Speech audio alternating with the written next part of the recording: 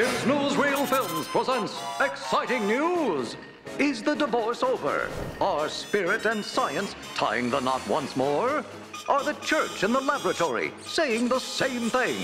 Out of the misty ages of antiquity, the quest for the divine and the quest for knowledge about the universe marched hand in hand. Ancient Sumer, there was a god of astronomy, a god of horticulture, a god of irrigation, and the temple priests were the scribes and technologists investigating these fields of knowledge. Ancient Greece, philosophers asking the questions of why are we here, developed the theory of the atom, celestial movements, and human ethics. Medieval Europe, the Western Church arose to a position of supreme power. Kingmaker, landowner, and purveyor of the truth. The Church took it upon themselves to be the one knower of everything. The dogma was law. Yet science had moved forward and now challenged the dogma that the Earth was the center of the universe. Copernicus, Bruno, and Galileo all felt the heavy hand of the Church. The tragedy. Unable to suppress science anymore, the Church and science divided up knowledge and human endeavor. Descartes invented dualism. The Church had the unseen, science the seen, and materialism was born. An uneasy truce. Scientists were no longer being bound, and they reacted with a vengeance. All the unseen is fantasy, delusion. We are strictly little machines running in a predictable machine universe governed by strict immutable laws. The Church pushed back. Soulless scientists were condemned to hell. Darwin countered. The creator is nothing, nowhere. We are random mutations, simply a carrier of TNA's relentless quest for more in a meaningless universe. And meanwhile, both science and religion were hitting the wall. If everything was mechanistic and God was the holy creator, then what were we humans supposed to do? Science dug ever deeper into a dead universe and stumbled upon and unlocked a mystery. In tiny corners of space and time, scientists found unfathomable energy and mind-numbing mysteries. Mysteries that suggest we are all connected, that the physical universe is essentially non-physical. Time and space are just constructs of this non-materialness. And today, renegade scientists are meeting with religious leaders. Conferences pushing forward a meeting of science and spirit are springing up.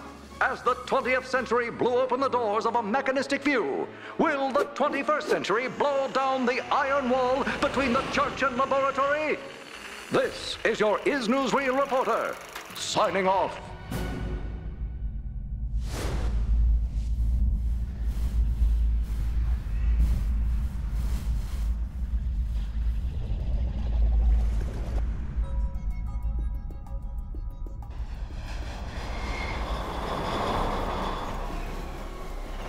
The rabbit hole and how deep and how far we want to go is really how much do you want to discover about your true nature? Alice went down the rabbit hole where she met the Mad Hatter. Hatter was mad, and the idea was you want to get out of the rabbit hole after you've gone in. So there's two stages to science. There's the crazy part where you go down the rabbit hole, and then there's the part where you check the craziness of your ideas against a rigorous, strict, straitjacket-like process. I think the interesting thing about science, the interesting thing about physics, is that it is a genuinely new and novel way of trying to come to grips with the world. I think the experimental method, which is important to physics, is a very different business from the method of revelation or the method of meditation or something like that. I don't think it's true that, for example, adherents of, say, Buddhism could imagine changing their beliefs based on the outcomes of some experiments people do with electrons. Why this apparent rift between the church and science, or between science and religion, emerged today. I think the roots of that are very deep, because it probably goes back to a conviction that some of the books of the scriptures, like the book of Genesis, which deals with the beginnings, is actually telling us about the origins of the world. Now, in fact, any biblical scholar will tell you, and this is not news, that the book of Genesis was never meant to be about the origins of the world. But many churchmen believed that in the book of Genesis you had actual sort of live news, like CNN, about the beginnings of creation. And therefore you had many people down through the ages, like the famous Archbishop James Ussher in Ireland in 1650, who calculated all the ages of the patriarchs back along and worked out to his own satisfaction that the creation of the world occurred in the year 4004 BC on the 17th of September at 9 o'clock in the morning. I think that there must be a scientific explanation for spirituality. I don't think there's been a good one until recently. To me, the only one that makes sense is that proto-consciousness, Platonic values, goodness, truth, exist at this fundamental level of space-time geometry, which can influence our actions if we're open to them, and interconnects us to all other beings, to the universe at large.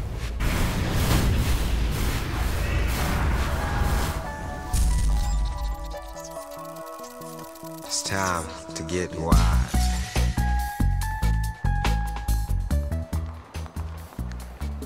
Science creates the stories that we live by. And science has told us a very bleak story. It's told us that we're some sort of genetic mistake, that we have genes that use us basically to move on to the next generation, and that we randomly mutate. It's said that we are outside of our universe, that we're alone, that we're separate, and that we're this sort of lonely mistake on a lonely planet in a lonely universe. And that informs our view of the world. It informs our view of ourselves. And we're now realizing that this view of separateness, is one of the most destructive things. It's the thing that creates all the problems in the world. It's time to get wise. And we're now realizing that that paradigm is wrong, that we aren't separate, we are all one. We're all together. At the very nethermost element of our being, we are connected. And so we're trying to understand and absorb what are the implications of that. What does this really mean to me in my life? We need a new spiritual milieu. We need a new spiritual way of understanding the nature of what it is to be a human being. Because the old ways, the old mythologies, the old monarchy, king, God, versus the old lawful scientist way of doing everything are dead. They need to be buried. We need a new realm, a new vision, and I think quantum physics, if anything, could help us get a step up in the right direction. I think the key aspect of the new paradigm, at least in medicine, which is my little piece, is that consciousness is real and has an impact. We have to go beyond our senses to create a new paradigm. It may very well be that what's going on inside of you, in your brain, in your nervous system, in your nature of observation, how memory works, how mind works, it may very well be that what is happening there is some kind of observer-matter interrelationship, which is indeed making things real for you, affecting how you perceive reality. It's not changing the reality out there. It's, you know, you're not changing big chairs and big trucks and bulldozers and rockets taking off. You're not changing those, no. But you're changing how you perceive things and maybe how you think about the things, how you feel about things, how you sense the world. The infinite information that the brain is processing every single second tells us that there's more to the world than we're perceiving. However, every single time we're immersed in an experience with our senses, seeing, smelling, tasting, feeling, as we're immersed centrally in our reality. We know nothing about reality, and all of our sense of so-called reality out there is filtered through our sense organs. The brain processes 400 billion bits of information a second, but we're only aware of 2,000 of those. That means that reality is happening in the brain all the time.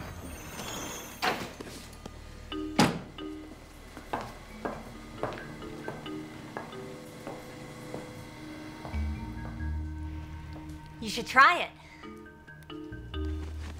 How do I know what I'm doing? I and the vase are one. Hey, might help your work too. I lived through my eyes.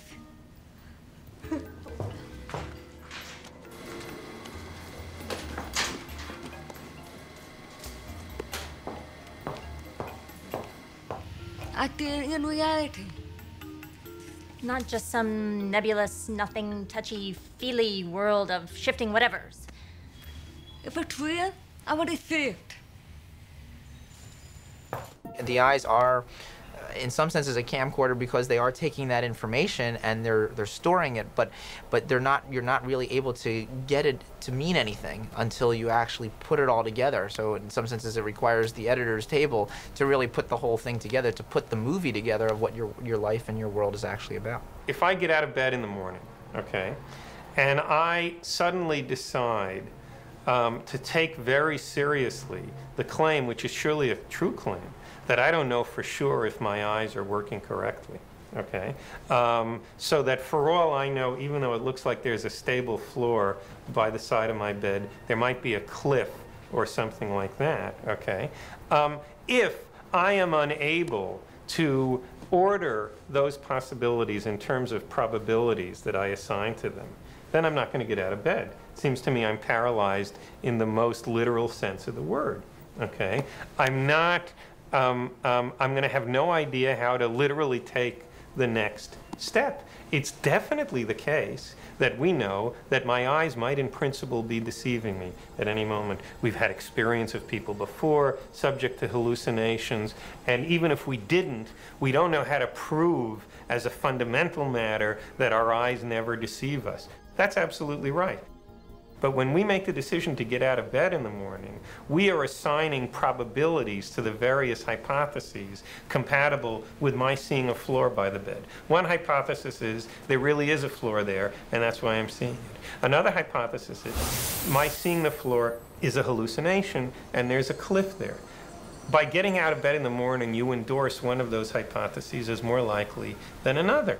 Well, ultimate reality, I think, it very frequently depends a lot on how a person perceives it and what they actually think is the real reality of our world. If the brain is processing 400 billion bits of information and our awareness is only on 2,000, that means reality is happening in the brain all the time. It's receiving that information, and yet we haven't integrated it. But if we're given knowledge and information outside of convention, outside the box of convention, where, say, we merge quantum physics and neurophysiology, and the brain is asked to contemplate, or we're asked to contemplate on that, and examine the what-ifs and possibilities and potentials, and associate our knowns with our experience of what we know, and repeat it over and over again, the brain is going to start to integrate two independent neural nets, and it's going to create a new vision.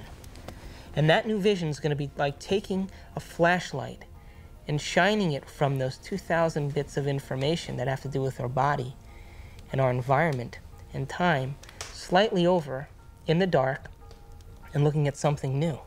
That's called realization.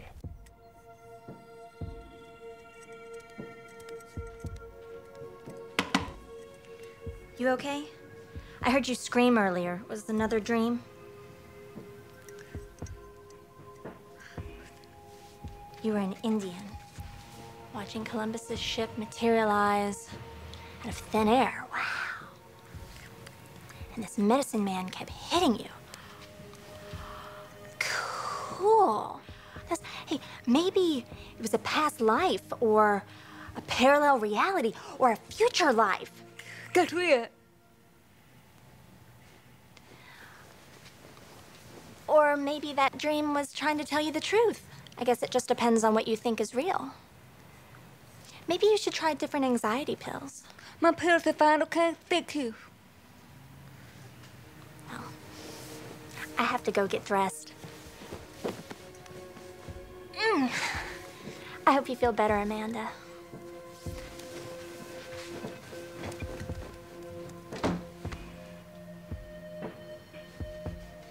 God, Amanda, I could be such an asshole.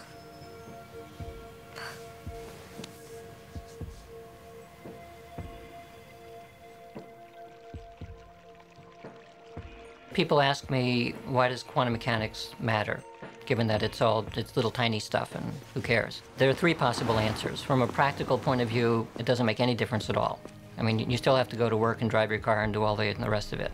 From a second point of view, it infiltrates everything in the world, especially the world of electronics. When you go to the supermarket and you do the scanning at the checkout, that's a quantum mechanical effect.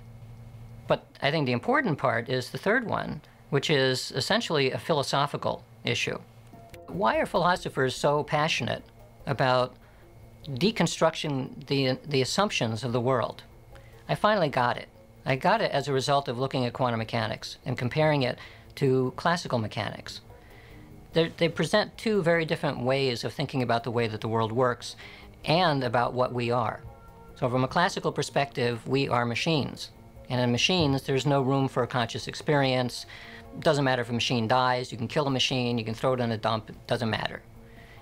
If that is the way that the world is, then people will behave in that way. But there's another way of thinking about the world which is suggested, it's pointed to by quantum mechanics, which suggested that the world is not this clockwork thing, but it's more like an organism. It's a highly interconnected organismic thing of some type, which extends through space and time. In that kind of environment, what I think and the way that I behave has a much greater impact, not only on myself, but on the rest of the world, than it would if it was a classical world. So from a very basic point of view having to do with morals and ethics, what I think affects the world. That's, I mean, in a sense, that's really the key for why a worldview change is important. Let's talk about the subatomic world, and then we'll talk about what it's telling us about reality. The first thing I want to tell you about the subatomic world is it's totally a fantasy created by mad physicists trying to figure out what the heck is going on when they do these little experiments. By little experiments, I mean big energy in little spaces and little pieces of time. It gets pretty nutty at that realm of things, and so subatomic physics was invented to try to figure that all out. We need a new science down there. It's called quantum physics, and it is subject to a whole range of debatable hypotheses, thoughts, feelings, intuitions as to what the heck is really going on. So on the one hand, you had a theory which from the conceptual standpoint was profoundly puzzling, and on the other hand, from the practical standpoint, was vastly more successful than anything we had ever seen before. This is the kind of situation that produces the tension that all of the investigations of foundations of quantum mechanics are feeding off of since then. Because on the one hand, this is an acutely paradoxical, puzzling, conceptually confusing theory. On the other hand, we have no option along the lines of throwing it out or neglecting it, because it is the most powerful, proven tool for predicting the behaviors of physical systems that we have ever had in our hands. The universe is very strange. There seem to be two sets of laws that govern the universe.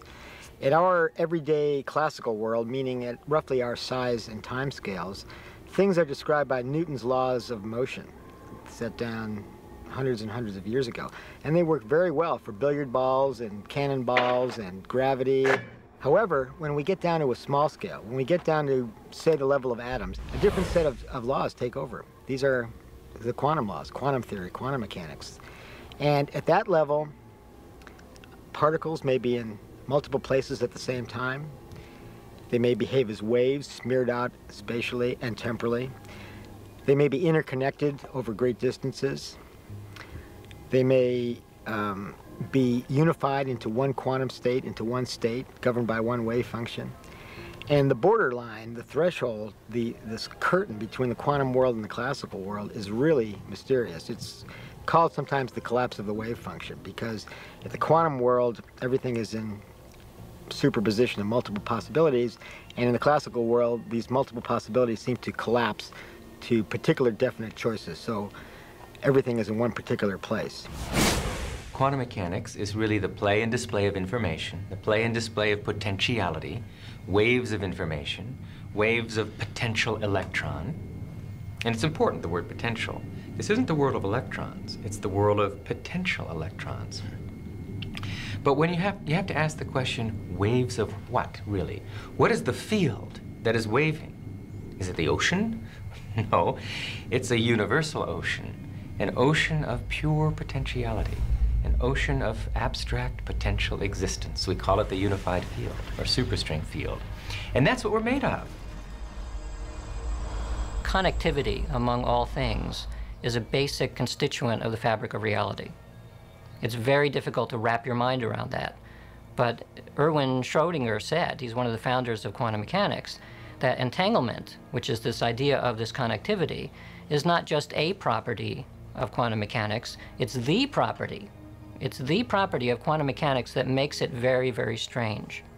And it doesn't seem to fit in with our ordinary world, our ordinary experience, but in fact, it actually does.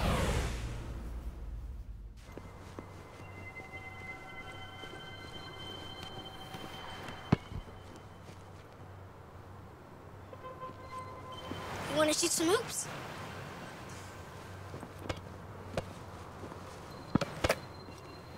No, you don't have to be like that. Come on and play. Look, he likes you. Don't you have time for a little one-on-one? How long has it been since you played? Come on, you got the ball. Take a shot. No, my lady, not from there. It's out of bounds. Gotta be on the court to be in play.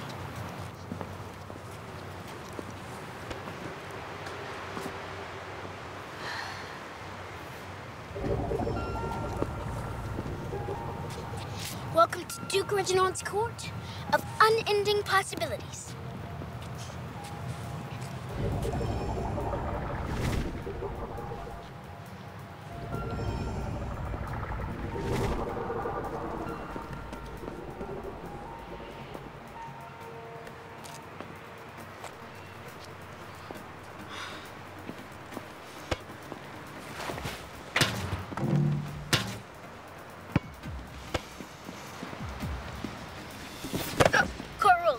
Gotta sink the last one. That hurt. It never touched you. Right. And it's not solid.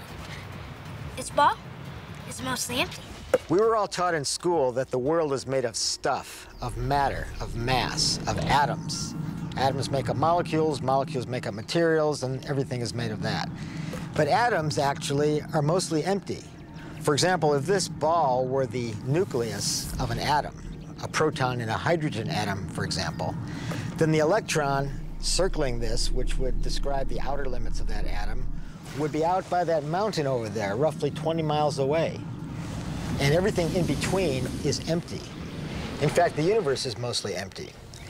However, when we go down in scale, in the emptiness, we eventually come to a level, the fundamental level of space-time geometry, the fine basement level of the universe, where there's information, there's a pattern.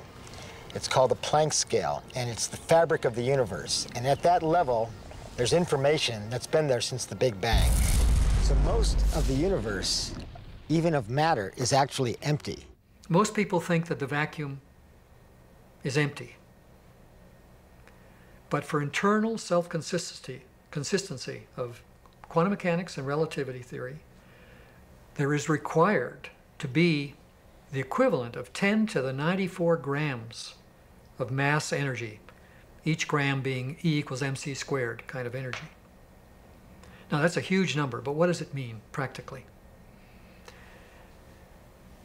Practically, if I can assume that the universe is flat, and more astronomical data is showing it's pretty darn flat. If I can assume that, then if I take the volume or take the vacuum within a single hydrogen atom, that's about 10 to the minus 23 cubic centimeters. If I take that amount of vacuum and I take the latent energy in that, there is 1 trillion times more energy there than in all of the mass of all of the stars and all of the planets out to 20 billion light years. That's big. That's big. And if consciousness allows you to control even a small fraction of that, creating a Big Bang is no problem. Organizations like NASA, British Aerospace, are all trying to tap into this incredible unimaginably large energy sea.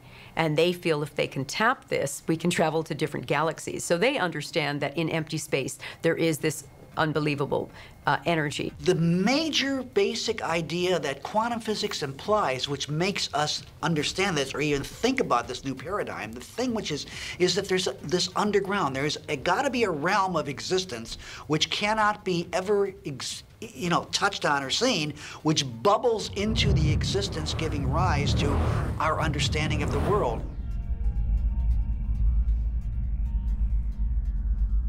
The tighter physics have tried to grasp onto physical reality, to understand what it's really made of. What are the core building blocks of life? At the basis of it all, life, the universe, slips through your fingers. And you come up with something that's increasingly abstract to come to the realm of pure abstraction. And that's what the unified field is. It's pure abstract potential, pure abstract being, pure abstract self-aware consciousness, which rises in waves of vibration to give rise to the particles, the people, everything we see in the vast universe.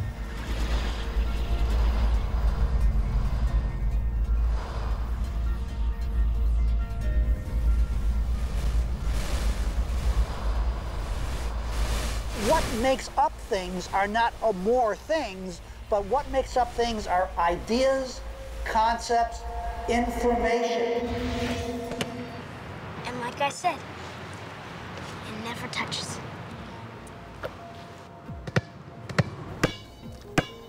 Another strange fact is that objects never really touch each other. When I dribble this ball, the atoms of the ball and the atoms of the ground never actually meet. So nobody touches nothing. Come on, put your stuff down. Nobody's gonna take it. Like I said, this is my court. It's no problem.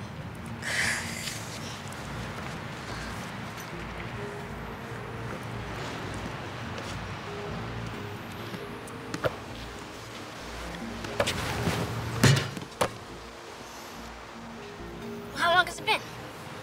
I'll be late. The first inkling in physics that we got that time ain't what it seemed to be came with relativity. That was the first inkling, that time was not absolute, it was not the absolute ruler of the universe, that God Almighty did not say 1 second, 1 second, 1 second, 1 second, 1 meter, 1 meter, 1 meter, you're in a gravitational field. Your head is actually moving at a slightly faster rate than your feet. The second law of thermodynamics says that things unwind and move forward, so that gives an arrow of time. But at the quantum world, in the micro world, the second law of thermodynamics doesn't seem to hold, and things can go backwards or be timeless. The fundamental equations of physics have a property which is referred to as time reversal symmetry. And what time reversal symmetry means is that a set of laws, which are time reversal symmetric, are laws that have the following feature. For any process that's in accord with those laws, the same process going backwards is exactly as much in accord with those laws, okay? That ought to mean that that milk jumps out of coffee as often as it dissolves into it, that people get younger looking as often as they get older looking, that we have the same kind of access vis-a-vis knowledge to the future as we do to the past, that by acting now we ought to be able to influence the past just as much as we can influence the future. All of that is wrong. All of that, comes into violent conflict with the way we psychologically experience the world. One of the most unpalatable ideas still, in spite of the fact that quantum physics has been around a long time, is the possibility or the notion that the future can have a causative effect on the present. We believe that the past can have a causative effect on the present. I hold the ball, I drop it, it falls. Cause, effect when it hits the ground. But could the ground be the cause of my dropping the ball in the first place? It's only in conscious experience that it seems that we move forward in time. In quantum theory, you can also go backwards in time, and there's some suggestion that processes in the brain related to consciousness project backwards in time. For example, in the late 1970s, a neurophysiologist at University of California, San Francisco, named Ben Libet, did some very famous experiments. What Libet did was study patients who were having neurosurgery on their brains with their brains exposed while they were awake. They were given a local anesthetic to numb the area of the skull and scalp to access their brains. And they were awake, and Ben would talk to these people. So, for example, what he did was he would stimulate their little finger and look at the part of the sensory cortex on the opposite side that was related to that, record from it electrically, and ask the patient when he or she felt the stimulus on the little finger. And he would also stimulate at that particular area of cortex. Now, what you would think would be that if you stimulate the little finger, it takes a finite period of time to get to the opposite side of the cortex, so the patient would report it a fraction of a second later after the stimulus. And when you stimulate it directly, the patient would report it immediately. He found just the opposite. When he stimulated the little finger, the patient felt it immediately, and when he stimulated directly in the cortex, there was a delay. After sorting through all the data and repeating this over and over, Libet came to the conclusion that somehow the brain was projecting information backwards in time, so that it did take a finite amount of time to get to the sensory cortex, but the brain projected it backwards in time so that the conscious perception was that the stimulus was felt when the pinch actually occurred.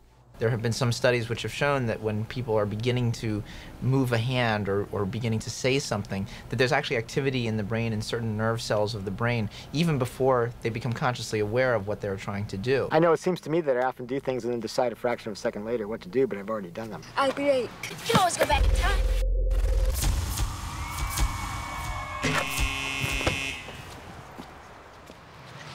What's the matter? Remember, it's empty. How do you know this shit?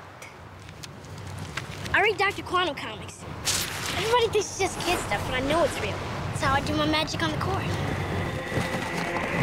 So, what they taught us in school isn't really the way it is, and that our senses are playing tricks on us. You just gotta wonder, what is this reality that we find ourselves in? Quantum physics says it's all just waves of information. Do I believe that? I hope so. Yikes! That's how I do my magic on the court. Yeah, I always choose the Wonder Boy first. Well, Dr. Quantum says everybody's got it. Everybody's doing it. Doing it constantly. Each and every time you look. And here we are, the granddaddy of all quantum weirdness. The infamous double-slit experiment. To understand this experiment, we first need to see how particles, or little balls of matter, act. If we randomly shoot a small object, say a marble, at the screen, we see a pattern on the back wall where they went through the slit and hit. Now, if we add a second slit, we would expect to see a second band duplicated to the right. Now, let's look at waves. The waves hit the slit and radiate out, striking the back wall with the most intensity directly in line with the slit. The line of brightness on the back screen shows that intensity. This is similar to the line the marbles make. But when we add the second slit, something different happens. If the top of one wave meets the bottom of another wave, they cancel each other out. So now, there is an interference pattern on the back wall. Places where the two tops meet are the highest intensity, the bright lines, and where they cancel, there is nothing. So, when we throw things, that is, matter, through two slits, we get this, two bands of hits. And with waves, we get an interference pattern of many bands. Good so far. Now, let's go quantum.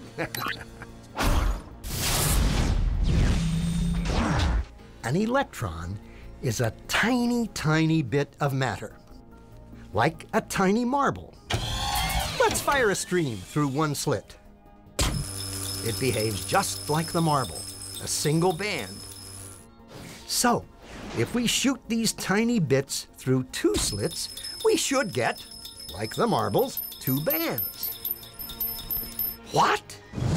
An interference pattern. We fired electrons, tiny bits of matter through, but we get a pattern like waves. not like little marbles. How? How could pieces of matter create an interference pattern like a wave? It doesn't make sense. But physicists are clever. They thought, maybe those little balls are bouncing off each other and creating that pattern.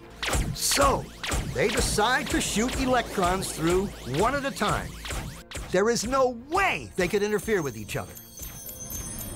But after an hour of this, the same interference pattern is seen to emerge. The conclusion is inescapable. The single electron leaves as a particle, becomes a wave of potentials, goes through both slits, and interferes with itself to hit the wall like a particle. But mathematically, it's even stranger. It goes through both slits, and it goes through neither. And it goes through just one, and it goes through just the other. All of these possibilities are in superposition with each other.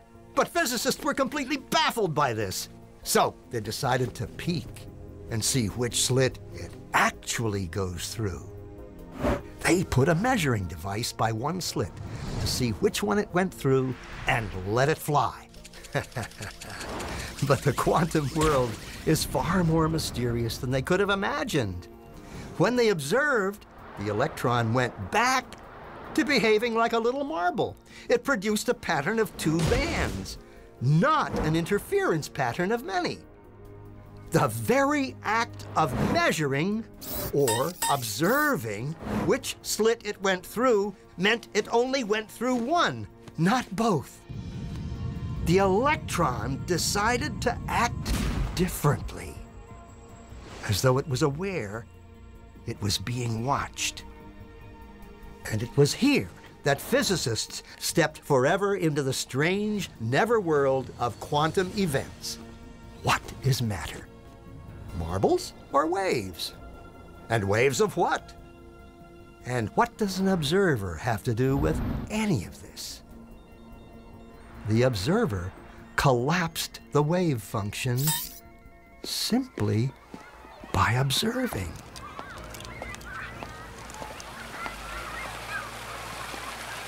We are always the observer. But sometimes we identify with the event so much so that we even lose the aspect of the observer. That's why the materialist gets totally lost and thinks that we could do without the observer. The physics data tells us that, that an object itself is really a simplification for what we call out there. One is particularly when we're looking at atomic and subatomic particles or atomic and subatomic matter in any form. What we find is how we go to look at it, what we choose to examine it with, actually changes the properties of what we observe to be out there. Is this the observer, and which is so intricate to understanding the wacky, weird world of quantum particles and how they react? Is this, then, the observer? And even though we cannot have a quantum field without the observation of scientists who have gone there, who have uncovered it, layer after layer after layer, they're all observers. But not one of them agree conclusively on all points in the field, because they are perceiving the field mathematically from different angles of perception. We don't know in quantum mechanics how to hook ourselves as observers up with the world. We don't know how to treat ourselves as observers as just another part of the physical system that we're describing. The only way we know how to do quantum mechanics as it's traditionally formulated is to keep the observer outside of the system you're describing.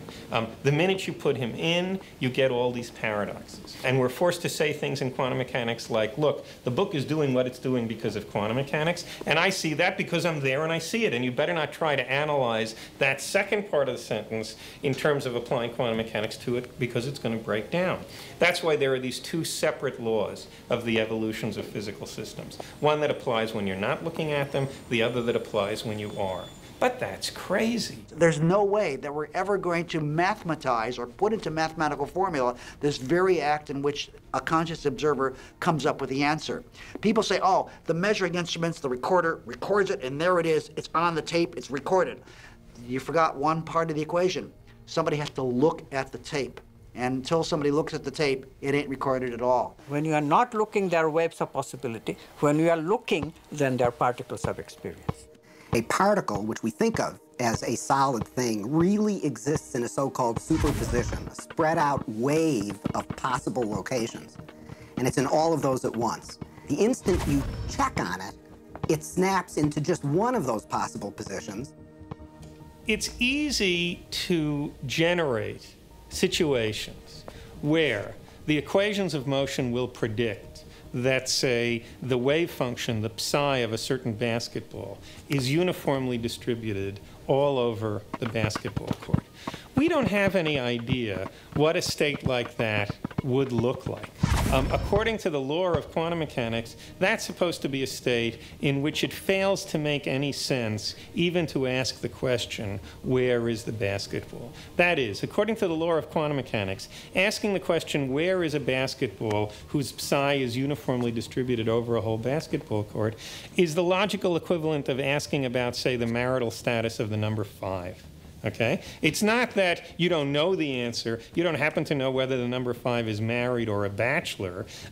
It's that the question somehow is radically inappropriate in the first place. The number 5 doesn't have a marital status. There's nothing there to ask about. And similarly, a basketball whose wave function was uniformly distributed over the entire basketball court would not have a position that could even coherently be asked about.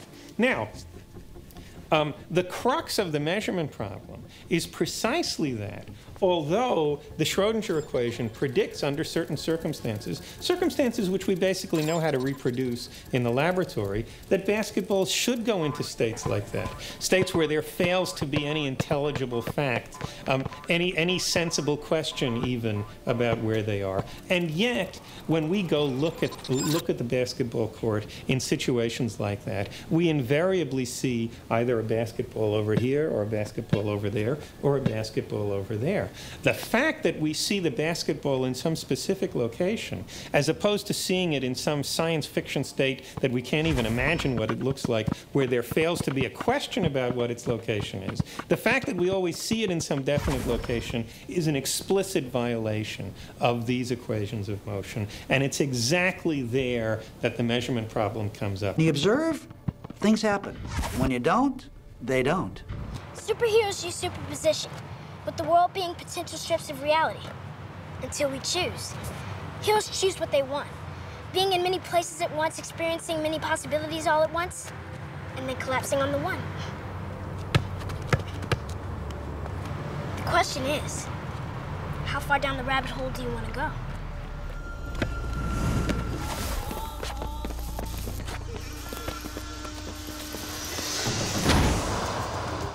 Your own mind is creating multiple possibilities in your subconscious. The superpositions of possibilities are in your subconscious. I mean, you may be consciously aware of them, but they exist, I think, in superposition of multiple possibilities, which after a while will collapse to one or the other. Project or plan into the future or cast a thought ahead of itself. Nice shot.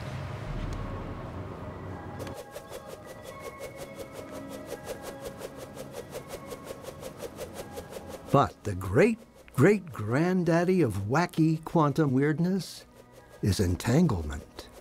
If time reversal symmetry destroys the notion of time, then entanglement crushes our experience of space. Two objects, two electrons created together, are entangled. Send one to the other side of the universe.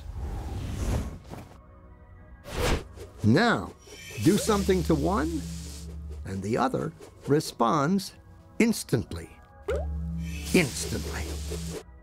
So, either information is traveling infinitely fast, or, in reality, they are still connected.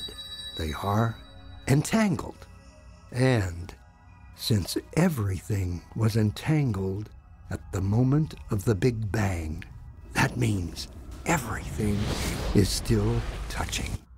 Space is just the construct that gives the illusion that there are separate objects. Are we far enough down the rabbit hole yet?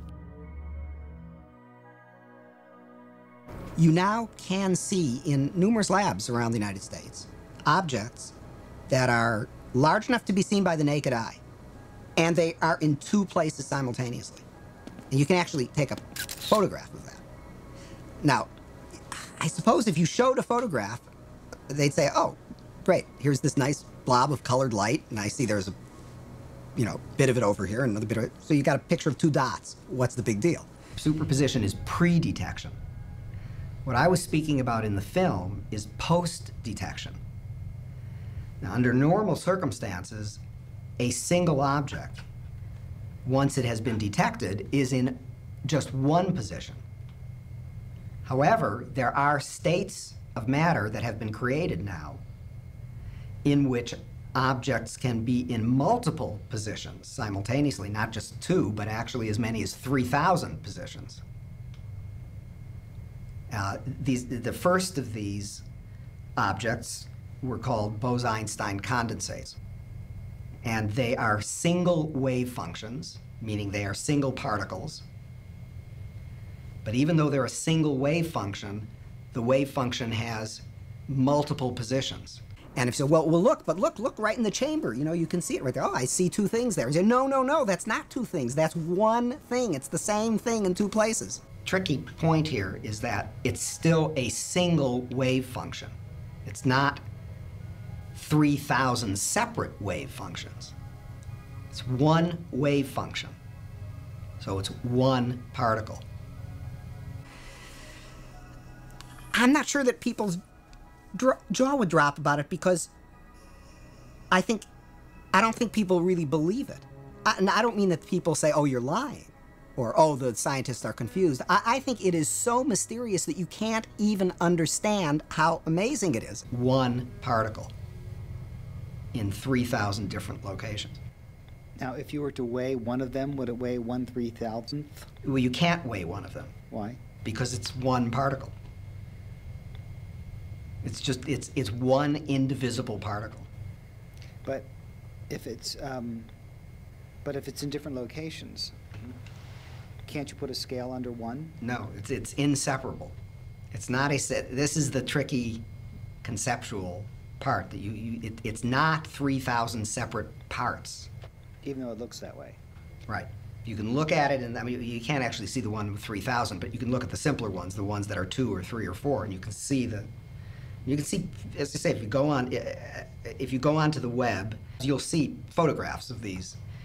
You'll see these little dots floating in space, and these are the different parts of one object. They're not separable. It's not 4 different objects or 6 different objects. It's one wave function. It's one object. That's a real brain fart, isn't it? Because when you think about it, you just, well, wait a minute, no, they're like here, here, here, so it's obviously 1, 2, 3. No, you can't, and you can't pull one away from the others. If you try to pull one away from the others, the entire thing will just disappear. And then furthermore, you've seen Star Trek and whatnot. Beam me up, Scotty. Beam me up, Scotty. So it all seems sort of, oh, well, what does that really mean? But you've got to really stop and think about what that means, that it's the same object and it's in 2 places at once. And people tinker in the lab and they get angry about things and they have lunch and they go home and they lead their lives just as though nothing utterly astounding is happening, because, of course, that's how you have to go about it. And yet there is this completely amazing magic sitting right in front of your eyes.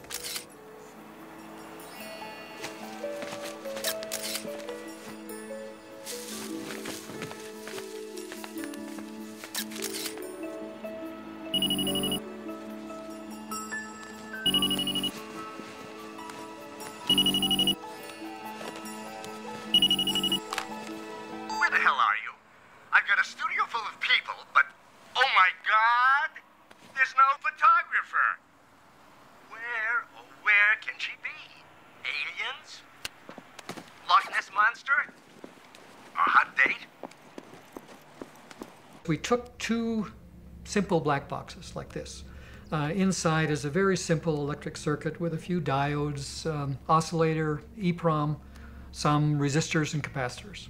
Basically, that's it. We wrap one in aluminum foil. We put it in an electrically grounded Faraday cage.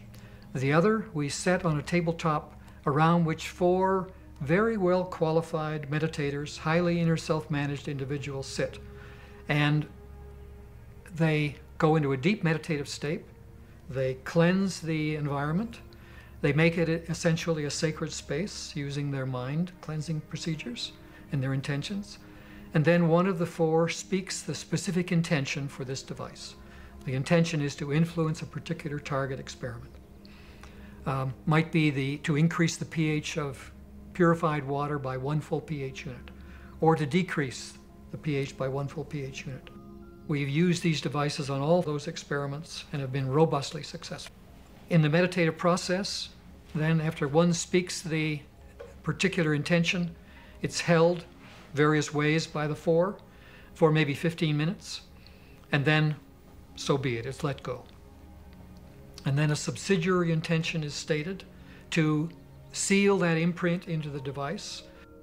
We take one of these devices with its aluminum foil, we put it in a soft package, we put it in a FedEx packet, we ship it 2,000 miles away to the laboratory we were using up in Minnesota. And as soon as it arrives there, it goes into its own electrically grounded Faraday cage. The next day we do the same with the control.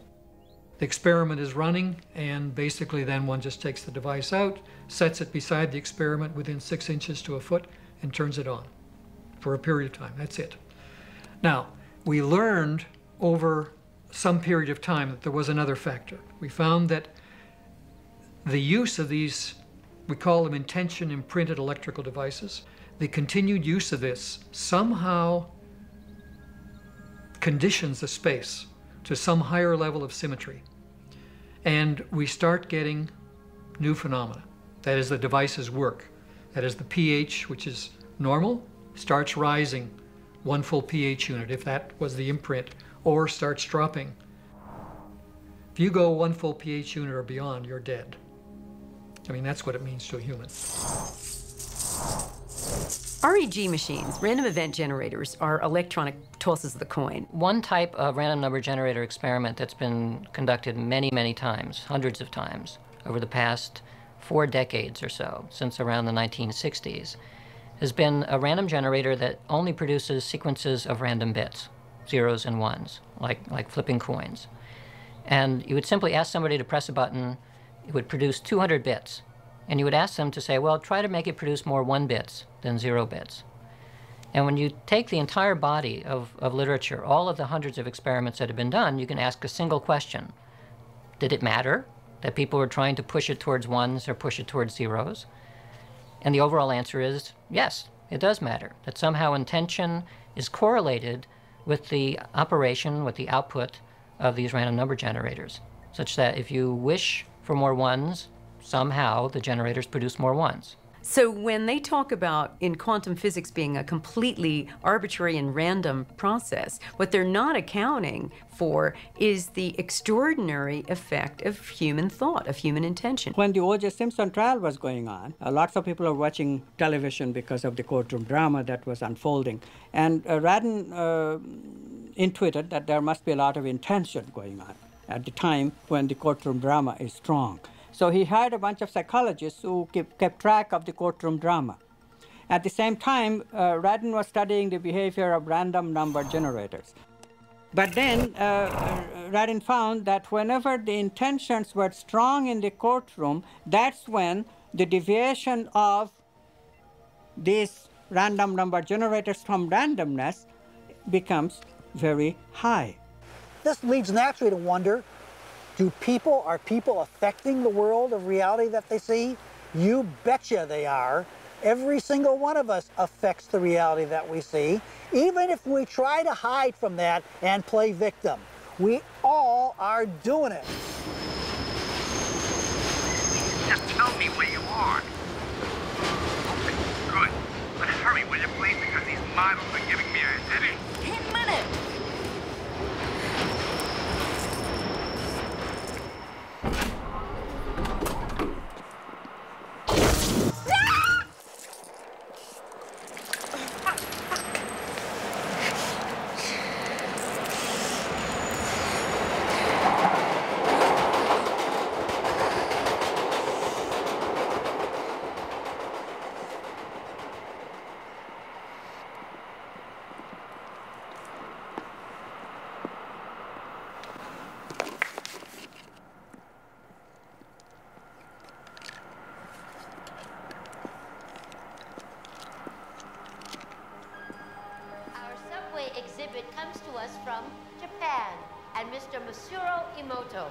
Mr. Emoto became terribly interested in the molecular structure of water and what affects it. Now, water is the most receptive of the 4 elements. Mr. Emoto thought perhaps it would respond to non-physical events. So he set up a series of studies, applied mental stimuli, and photographed it with a microscope. For one sample of water, we drop about 0.5 cc's onto each 50 petri dishes. Then we take those 50 petri dishes and freeze them in a freezer at minus 25 degrees Celsius for about 3 hours. We take those frozen samples into a refrigerator that is set at minus 5 degrees Celsius, where a microscope with a camera is set up. There we take photographs of each of the 50 water drops individually. We first take photographs of water that we did not put any information in. Then we take the water with information and do the same procedure just described. We take those before and after photographs and compare the differences.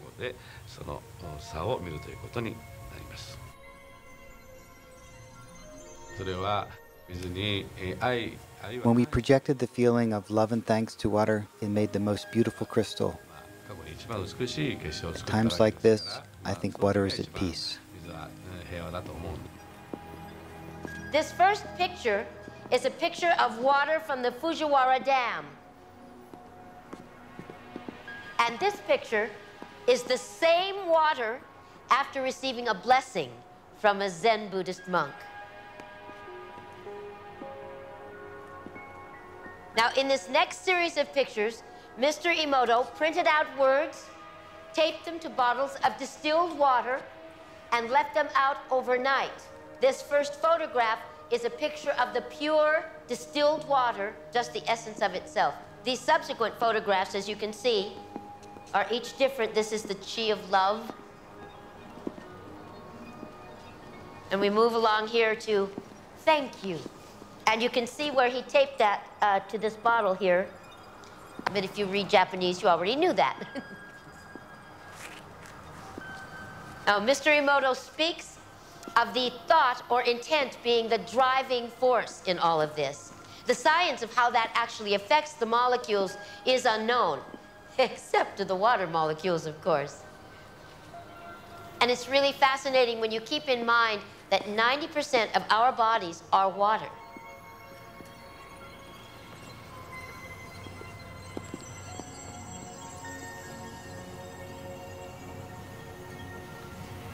Makes you wonder, doesn't it?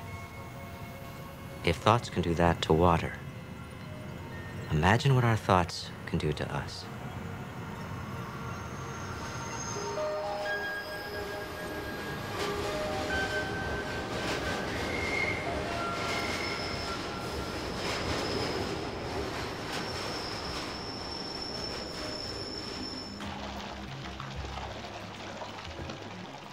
One of the most interesting experiments with random event generators occurred when it was really out of time.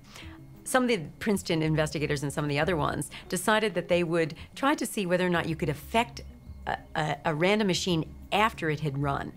So they converted it, instead of having a computer with a visual screen, they had a computerized situation that was audio tapes. And they had it with clicks in the left ear and clicks in the right ear. And they already played this with nobody listening to it, so that it already ran. They put that in the vault, and they then gave the tape, the already run tape, to a participant and said, take it home, I want you to listen to it, and I want you to make more left ear clicks than right ear clicks with it. Send your intention to it. So the person did. They handed back the tape, and they played it, and lo and behold, and they played the one in the vault too, and they discovered that they were both the same, and they both had more left clicks than right clicks. So what was going on here? Well, it wasn't as though the person who was the participant had actually affected it at the moment he was listening to it.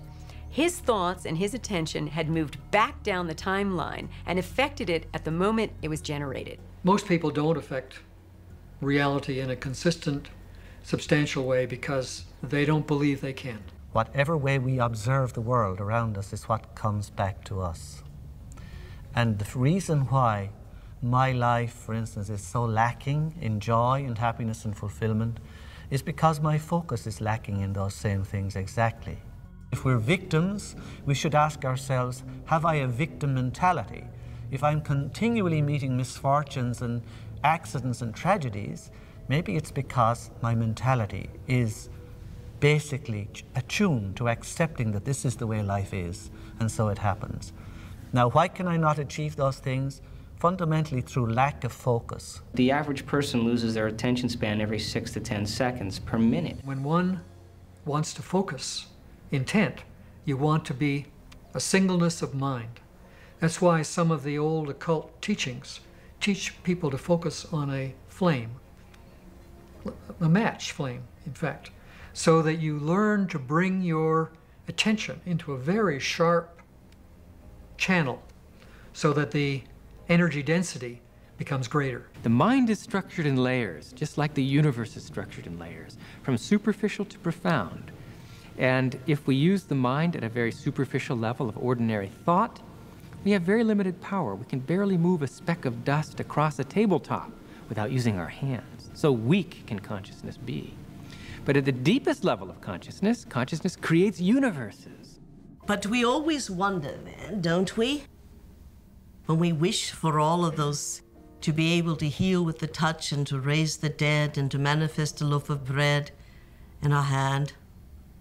And we always wonder why we can't do that, but we can never ask a question that we don't already know the answer to.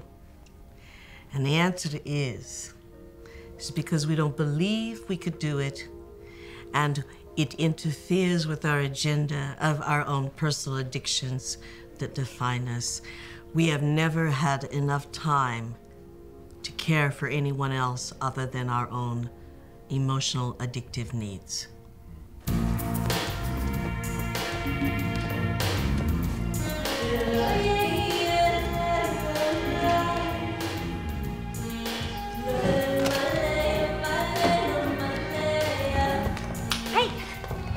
Shoot. So.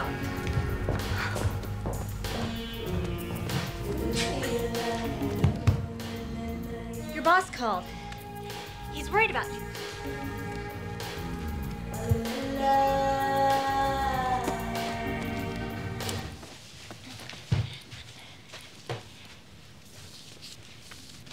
Amanda, I want to thank you for letting me stay here. I know I'm a bit much sometimes, and that it's been tough after Bob and all. And you've just been so wonderful. I mean, I make a mess and, well, I clean up afterwards, but it's not really your style. Sometimes I think you make me sane. Me? The day I make someone sane, they're in trouble. Anyway, I made you something as a thank you gift.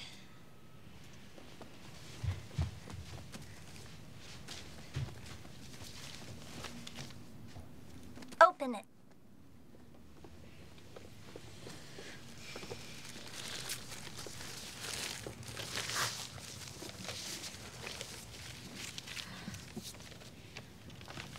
I went through your pictures and picked my favorite ones. And it took me forever because there's so many good ones.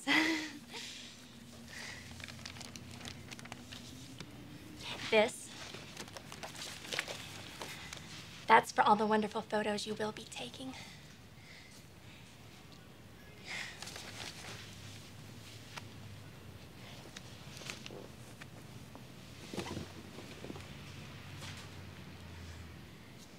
Oh. I've had a strange day.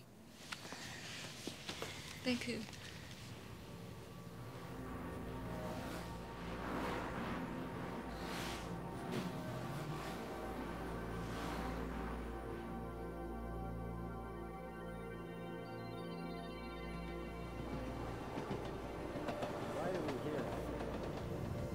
If thoughts can do that to water, imagine what our thoughts can do to us. About what thoughts are made of. Is there a substance of thought?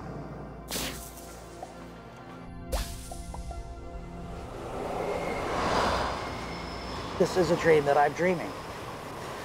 Just as in a dream, you dream different characters can emerge and come out to you and talk to you and meet you and so forth. It's possible to go to another level of dreaming where you can become each of the characters that you dream. Go backward and forward in time. Time is relative. Goes backwards in time, and then forward in time. Time was not absolute information. Time reversal symmetry. Of course we can go backward and forward in time. Occurred Are when it all was realities in the quantum field existing simultaneously? Event of experience. There literally are different worlds in which we live. There's the macroscopic world that we see. There's the world of our cells. There's the world of our atoms. There's the world of our nuclei. These are each totally different worlds. They have their own language. They have their own mathematics. They're not just smaller. Each is totally different, but they're complementary. Because I am my atoms, but I am also my cells. I'm also my macroscopic physiology. It's all true. They're just different levels of truth. The deepest level of truth uncovered by science and by philosophy is the fundamental truth of unity. At that deepest subnuclear level of our reality, you and I are literally one. This gradually led into some notions that there was an invisible connection between everything. Physicists give this a name. They call it entanglement. As Einstein put it, he didn't believe that quantum mechanics could be true because it required that there be spooky action at a distance. That was his term. And what he meant is that when we have our ordinary sense of the way that the fabric of reality is, it seems like these two places are absolutely in space, they're separate, and never the twain shall meet. But in fact, it's not true. At some deeper level that we can't see with our eyes very clearly, two places in space are the same. They are co-located, coexisting. So if we imagine that common sense, the way common sense literally meaning that your senses tell you about the world, if that's the way the world is actually constructed, then things like psychic and mystical experience don't make any sense at all. Because the whole point about psychic and mystical experience that makes them strange is the sense that there's some kind of connection between what's going on inside your head and things elsewhere in space and in time. So what this view of quantum mechanics provides is a way of framing what these strange experiences are like. And it reframes it from somehow magically information is getting inside my head from signals or forces or something into a different view, which is that in a sense your head, yes, is here, but it's also spread out. It's spread out through space and time. And so when I'm able to get a telepathic impression from somebody at a distance, it's not because I somehow jumped out there and got it, but because at some deep level, my head and the other person's head are co-located. We become entitled all the time when we communicate telepathically. Those experiences are so striking. I literally can read your thoughts if I become entangled with you. And such things happen. There are distant viewing experiments. There are even experiments now that you are seeing light flashes and your brain potentials picks up the signature of those light flashes, what is called evoke potential, that can be measured in an EEG machine connected to your brain. And I am sitting over there, no light flashes, I cannot see you, and still my brain potentials, because I am correlated with you in terms of intention, I intend to be directly communicative with your experiences. That intention produces me, gives me the capability of simultaneously having the similar brain potential in my brain. It was first done by Jacobo Greenberg at the University of Mexico and now repeated by Peter Fenwick in London. The day should be the sunrise. It should be the beginning of great thought. I wake up in the morning and I consciously create my day the way I want it to happen. Now sometimes, because my mind is examining all the things that I need to get done, it takes me a little bit to settle down and get to the point of where I'm actually intentionally creating my day. But here's the thing, when I create my day, and out of nowhere, little things happen that are so unexplainable, I know that they are the process or the result of my creation. And the more I do that, the more I build a neural net in my brain that I accept that that's possible. gives me the power and the incentive to do it the next day. And we all create our own realities. And we do that because we are the observer. We are each the own observer of our own reality. And each of our individual consciousnesses creates our own individual reality in the most amazing way. My son, Evan, the physicist, says, you know, it's an additive thing. I mean, if I'm holding one reality and someone else is holding another reality. I mean, it's the Super Bowl this afternoon. And the reality that the Eagles are holding is a different reality than what the Patriots are holding. And only one of those realities are going to be the real reality. So there's some additive, and there are interference patterns. Well, I think if we keep quantum physics and the understanding very simple for the layperson, that our observation has a direct effect on our world. I think if we keep it very simple, then people can get about the business of beginning to practice the skill of observation. See, the subatomic world responds to our observation, but the average person loses their attention span every 6 to 10 seconds per minute. So that doesn't leave a lot of room for our attention span. So how can the very large respond to someone who doesn't have the ability to even focus and concentrate? Maybe we're just poor observers. Maybe we haven't mastered the skill of observation, and maybe it is a skill. And maybe we're so addicted to the external world and so addicted to the stimulus and response to the external world that the brain is beginning to work out of response instead of out of creation. If we're given the proper knowledge and the proper understanding and given the proper instruction, we should begin to see measurable feedback in our life. If you make the effort to sit down and design a new life, and you make it the most important thing, and you spend time every day feeding it like a gardener feeds a seed, you will produce fruit. We are running the holodeck. We are collectively, it's there, it has such flexibility that anything you can imagine it will create. And you learn, I mean, your intention causes this thing to materialize once you're conscious enough. Yes, so what is consciousness? What is consciousness? Well, consciousness is a very difficult thing to define. What is consciousness? Where does it come from? People have been trying to explain consciousness and try to figure out what exactly it is, what it means for us as human beings, why we even have it. On a simple way of defining it is it has to do with awareness, and in particular it has to do with awareness of the self. That's at least how we as human beings have self-consciousness, so that when we look in a mirror we recognize that it's ourselves that we're looking at and not some other person or some other animal. And do you think science will understand that better than having to handle a hot potato called consciousness that has so much cultish religion, backwater voodoo attached to it? Consciousness has been left out of the equations of physics in general, as well as quantum physics, for a very simple reason. It's easier to do things that way.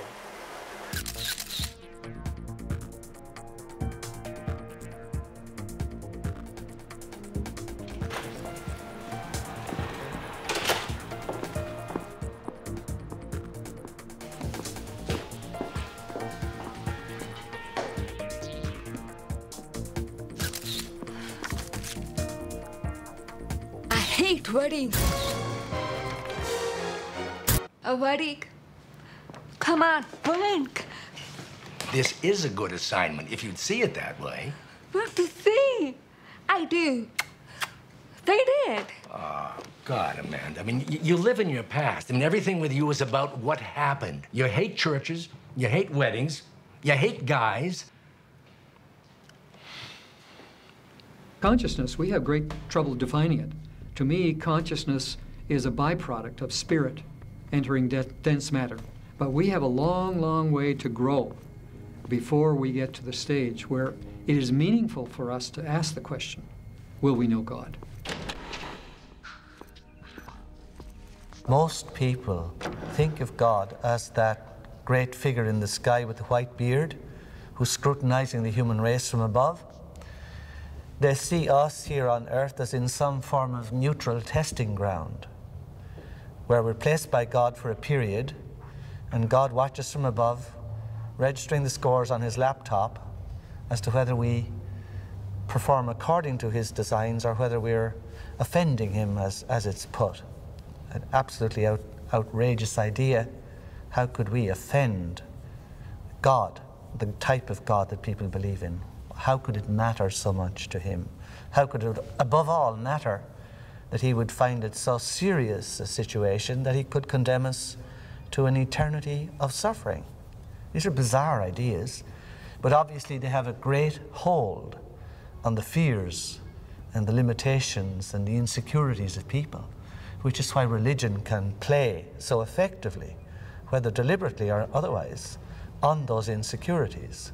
People fall into line very readily when they're threatened by these cosmic sentences of everlasting punishment.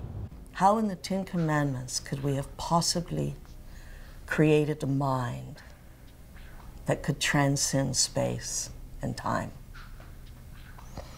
No, we're too busy keeping our emotions in check to ever dream of infinite possibilities. And maybe that is the ultimate conspiracy. Even though a given person may have long ago thrown off the trappings of religion, they still live in the religious mold, and they don't even know it. But their whole conception of how reality works is all something that has been molded by religion. So until you get that out of your system, you can't ever make a go of an evolutionary perspective. One of the problems with organized religions is that there is this sense of separateness, that it's only good to be a Protestant, or that people who are Catholics are the only people who know the way. And I think now our current understanding of quantum physics is this understanding of complete unity, and so that we have to derive our spirituality from a sense of unity. This is the basic journey of spirituality. When we ask the question, why am I feeling separate all the time? Speaking of God always conjures up the idea of the old guy with the white beard in the cloud, judging, observing, punishing, rewarding, or giving commands. Once you're on that track, you're totally off the path of spiritual evolution and development.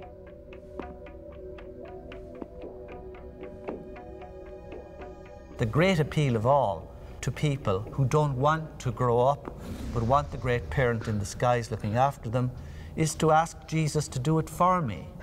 If only I place my trust in Jesus, he will save me from my sins and look after me, and all will be well. Well, Jesus cannot eat my lunch for me, and Jesus cannot be born for me, and neither can Jesus save me.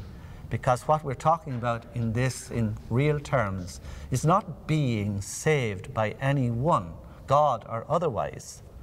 We are talking about a personal evolution.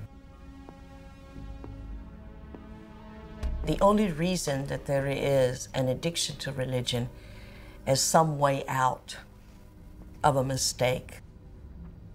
Does that diminish the greatness of God? No. It actually opens the corral and lets God be eternal, absolute. The law that is given to us is the same law as given to those people on Sirius.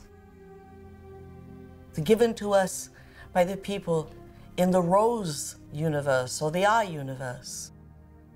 You know, and your Hubble telescope has finally seen galaxies of immeasurable beauty, that in our heart and in our mind we long to engage. It's exciting to meet beings of greater mind or lesser mind. And where does it end? It doesn't end. It doesn't end. We do not want to accept responsibility. We do not want to accept our greatness. So it's very easy for any system of thought, religious or otherwise, that comes along, it's very easy to play on that, to play on our insecurities, to assure us all is well, we'll all be taken care of. We lap that up. So don't blame religion. Blame our own insecurities, which has allowed religion to flourish, and which has allowed so many systems of thought that are disempowering to flourish throughout human history. That's why we can't get out of it.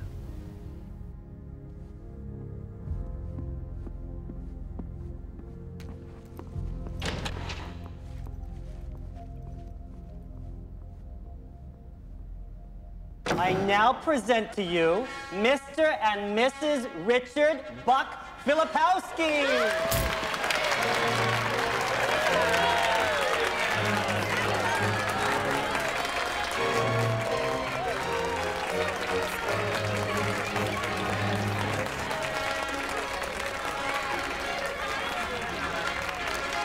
Experiencing something in the present day that is a trigger to something that is very emotionally charged for us. So now we have become even more disconnected from the reality of what actually is.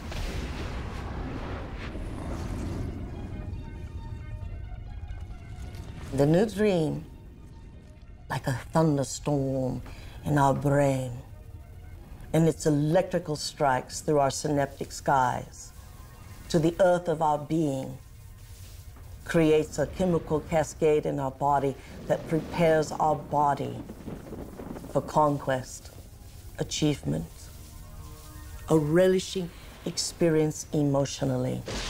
But we would have no conquest. Indeed, we would have no relishment if we had not first had that hologram and those chemicals that made us, or rather changed us, from being fearful entities into fearless entities after a dream.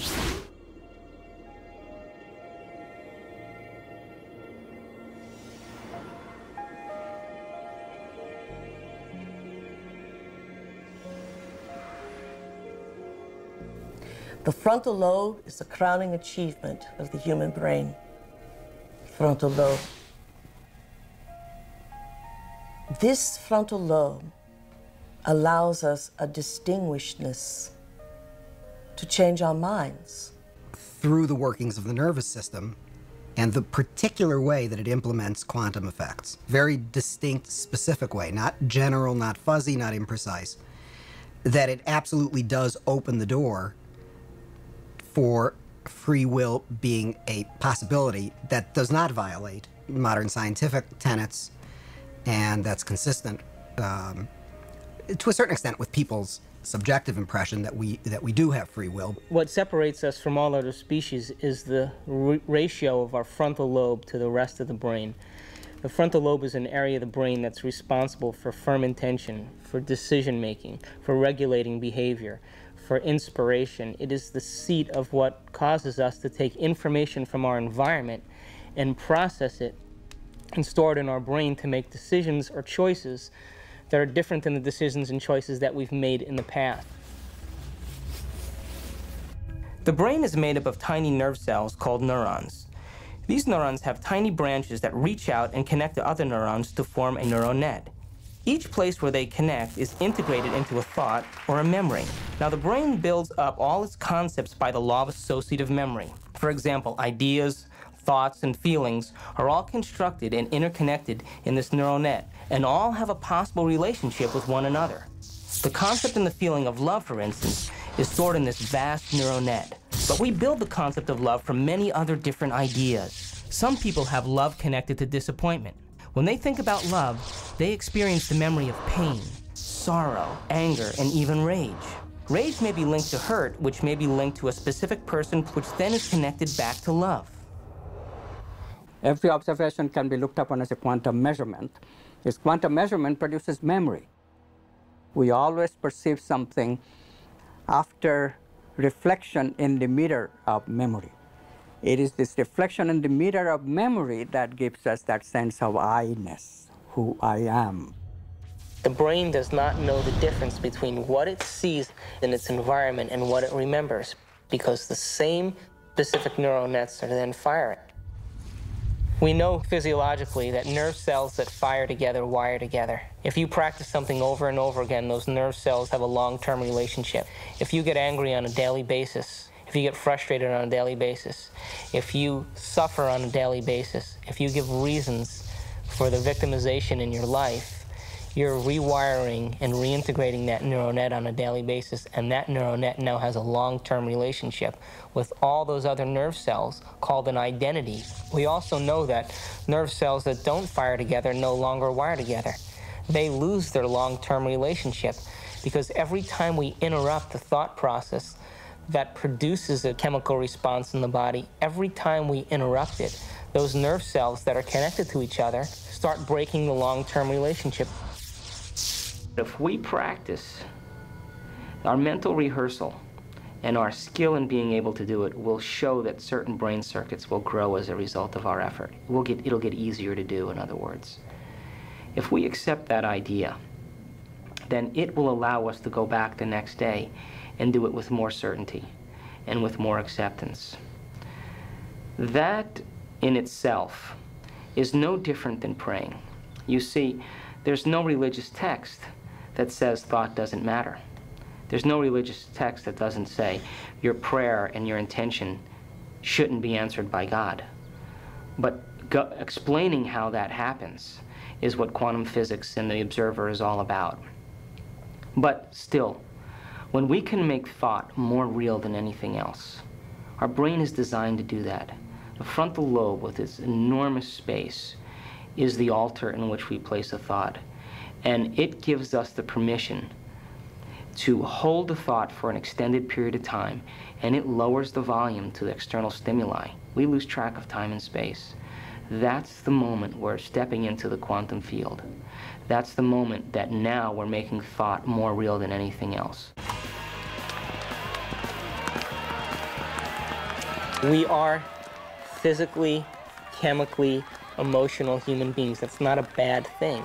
It only becomes a limitation when we keep accessing those same emotions and those same attitudes on a daily basis and go nowhere in terms of our change or evolution in our life. How can we say that we have lived fully every day? By simply experiencing the same emotions that we're addicted to every day. What we're actually saying is, I have to reconfirm who I am, and my personality is, I have to do this, I have to go here, I have to be that. A master is quite a different cat. It is one that sees the day as an opportunity in time to create avenues of reality and emotions that are unborn, of realities that are unborn, that the day becomes a fertilization of infinite tomorrows. There's a part of the brain called the hypothalamus.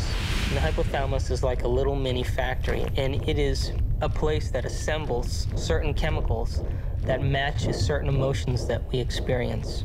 Those particular chemicals are called peptides. They're small chain amino acid sequences. The body's basically a carbon unit that makes about 20 different amino acids all together to formulate its physical structure. In the hypothalamus, we take small chain proteins called peptides, and we assemble them into certain neuropeptides or neurohormones that match the emotional states that we experience on a daily basis. So there's chemicals for anger, and there's chemicals for sadness, and there's chemicals for victimization. There's chemicals for lust. There's a chemical that matches every emotional state that we experience. And the moment that we experience that emotional state in our body or in our brain, that hypothalamus will immediately assemble the peptide that then releases it through the pituitary into the bloodstream. The moment it makes it into the bloodstream, it finds its way to different centers or different parts of the body. Now, every single cell in the body has these receptors on the outside. And one cell can have thousands of receptors studying its surface, kind of opening up to the outside world. And when a peptide docks on a cell, it literally, like a key going into a lock, sits on the receptor surface and attaches to it and kind of moves the receptor, and kind of like a doorbell buzzing, sends a signal into the cell. It's party time!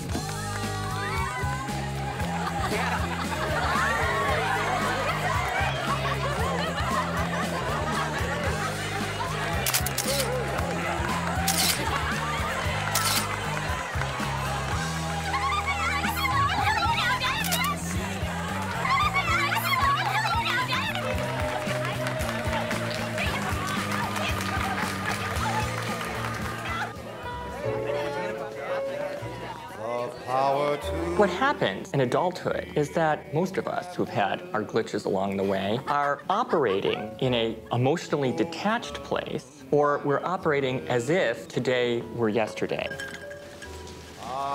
What is it? Mixed.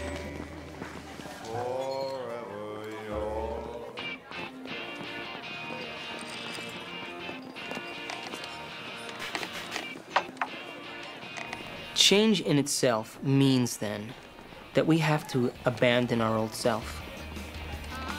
It means that we have to leave behind our identity for a few moments and begin to speculate who we could be. To change means modifying our behavior enough so that it's permanent.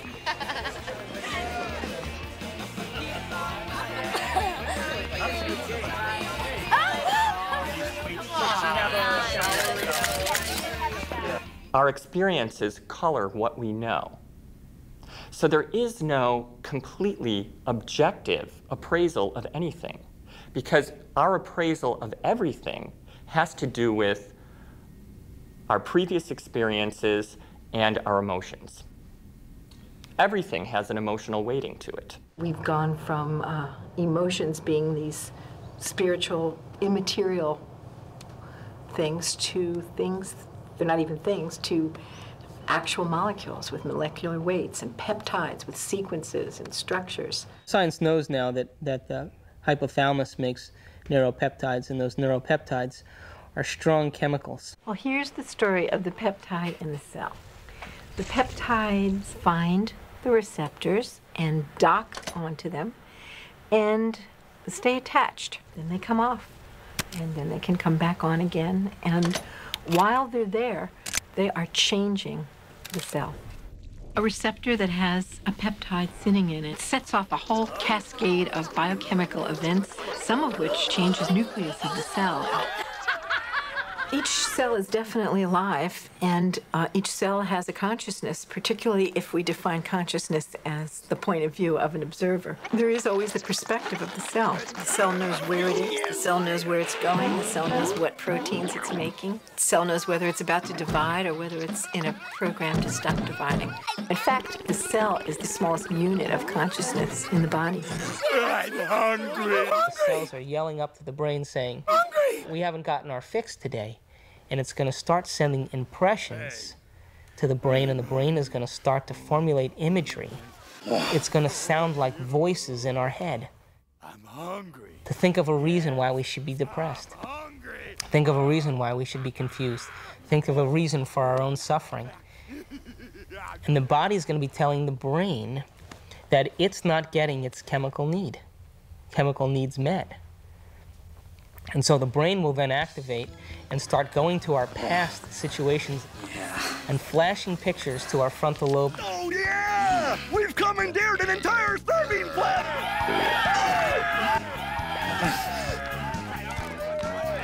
Yeah, keep it coming, keep it coming!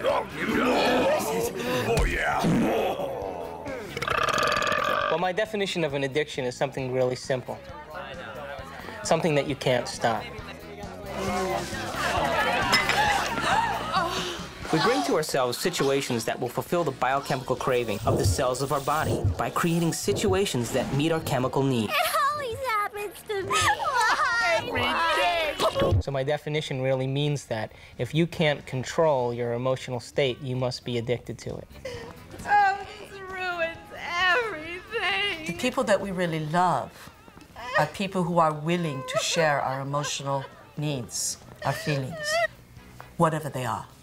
Whether they are sexual, whether they are victimized, poor me, poor you, whether they are power, you need somebody to control you so you feel like you're in control. No, ma'am, don't dip your half-eaten shrimp back into the cocktail sauce. Screw you and your health codes. I am the bride's sister. I'll stick my ass in the cocktail sauce if I damn well please. Come on. I want you to get out there and serve, make sure everybody has a full glass. Fun, fun, fun. The Sweetums, you won't do anything about it. Me show you what women want. What is reality? What is reality? And What is reality? How do we know those things?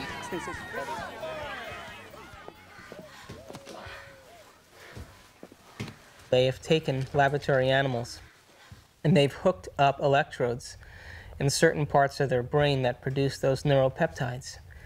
And those neuropeptides are such strong chemicals that, given the fact that they train the laboratory animal to press a lever to get that chemical release, that neuropeptide release, it would choose the neuropeptide release more than hunger, more than sex, more than thirst, more than sleep. As a matter of fact, it went to the point of physical exhaustion and collapsed before it would take care of itself physically.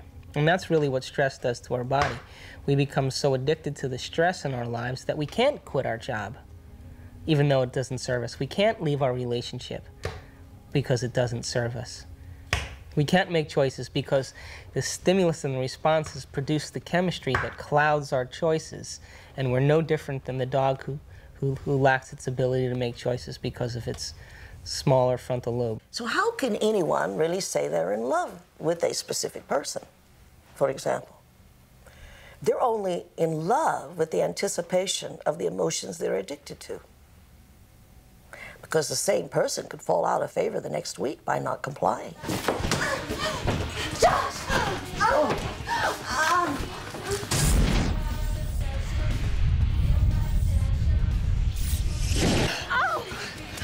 Amanda!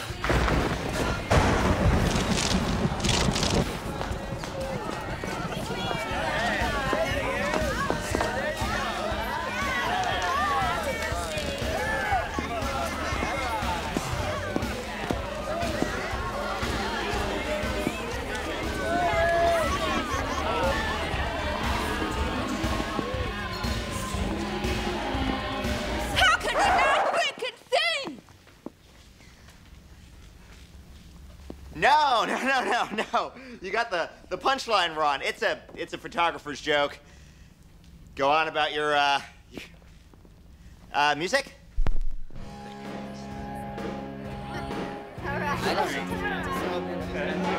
Are you okay? Right, I thought that couldn't have been some girl. When? Just now. I was with the groom. Hey, I can read it. I'm sorry. I was with the groom just now. Yeah, he loves Paulette. Where?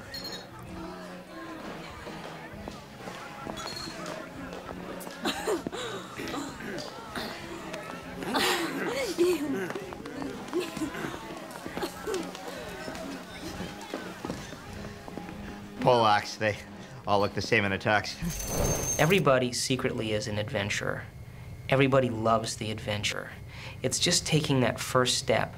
And once they have the moment of insight, that moment of insight carries frequency, it carries a message. The cells of the body are enlivened by possibility. They're enlivened by unknown potentials. They're enlivened by a future history or future opportunity that may be down the rabbit hole a little further. And if they allow themselves to experience the quandary and the mysticism and the possibility that when they emerge from the rabbit hole, they're a different person. And now they go back into their world. And because they've processed that information and left footprints in the mind and in the brain, their perception of the world will never be the same. How can we say that we have lived fully every day by simply experiencing the same emotions that we're addicted to every day? A master is quite a different cat. Another drink? It is one that sees the day, is an opportunity in time to create avenues of reality and emotions that are unborn, that the day become infinite tomorrows. To the groom. To the groom. Woo.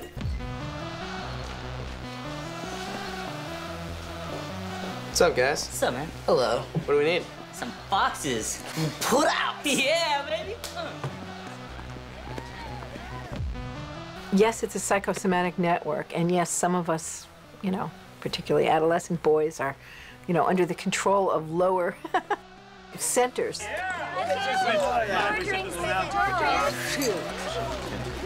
The eye isn't in control of the molecules of emotion. It's more, I don't want to say at the mercy of it, but these rapid eye movements that help us decide where to focus are mediated in the midbrain, and you can map opiate receptors there and receptors for many of the other peptides. So once again, the relevant search command that's going on is related to finding a certain emotional state.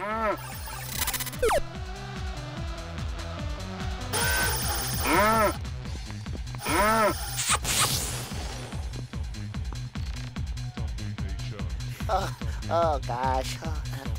She wouldn't fall for me, no. Oh, mama! Woo! What the hell are you waiting for?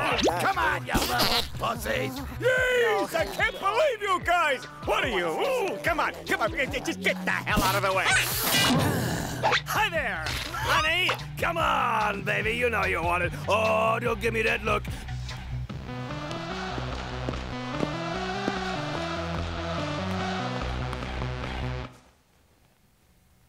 What about people who are addicted to sex? Actually, sex itself is an invention to allow us to see into the future. Think about that for a while.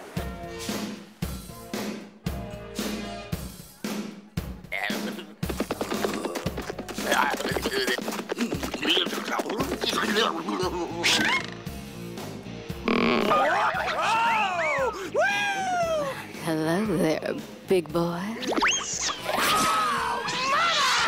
Is there a rocket in your pocket, or are you just happy to see me?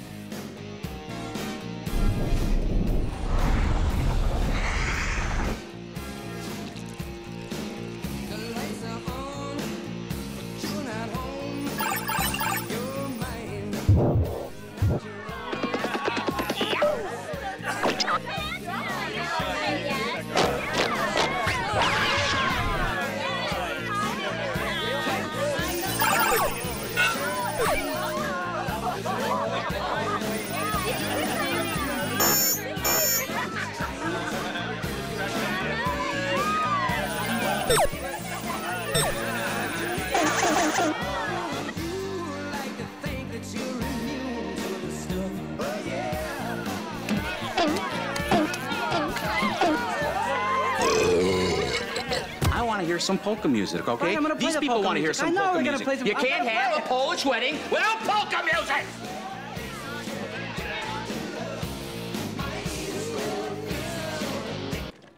No, would you leave it alone? Keep your How can you have a Polish wedding without any Polish music? Keep your hands off my equipment!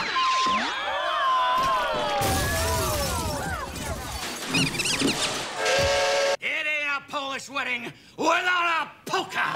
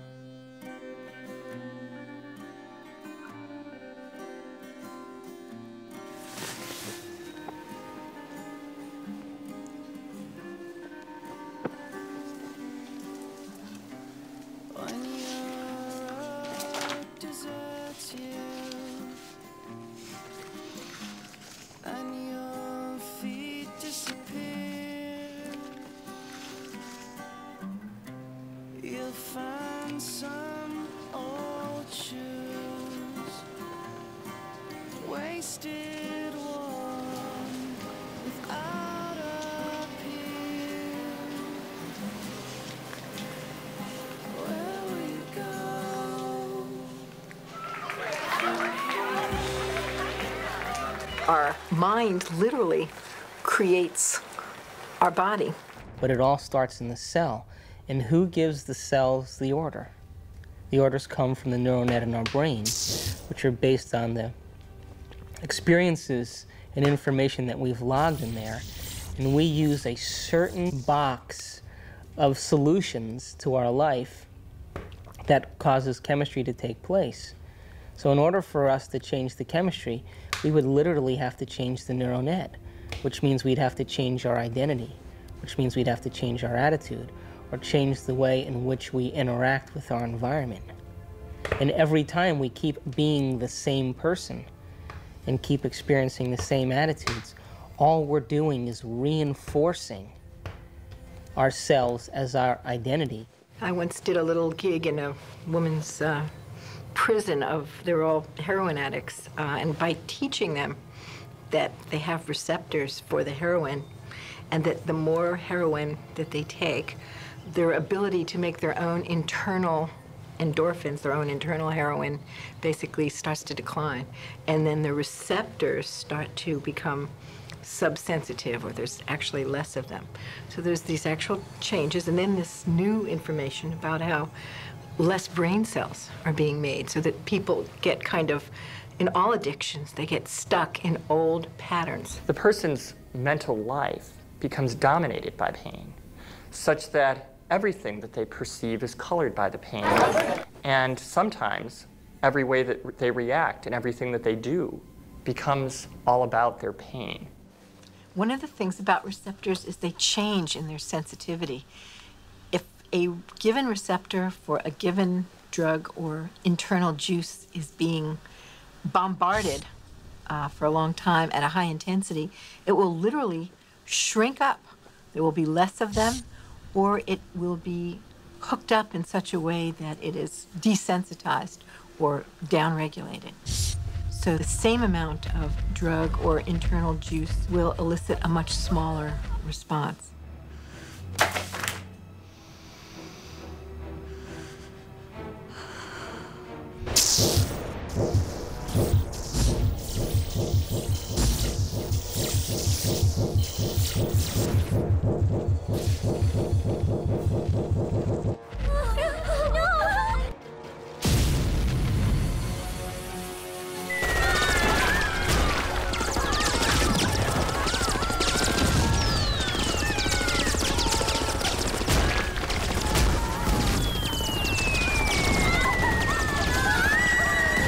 If we're bombarding the cell with the same attitude and the same chemistry over and over again on a daily basis, when that cell finally decides to divide, when it produces a sister cell or a daughter cell, that next cell will have more receptor sites for those particular emotional neuropeptides and less receptor sites for vitamins, minerals, nutrients, fluid exchange, or even the release of waste products or toxins.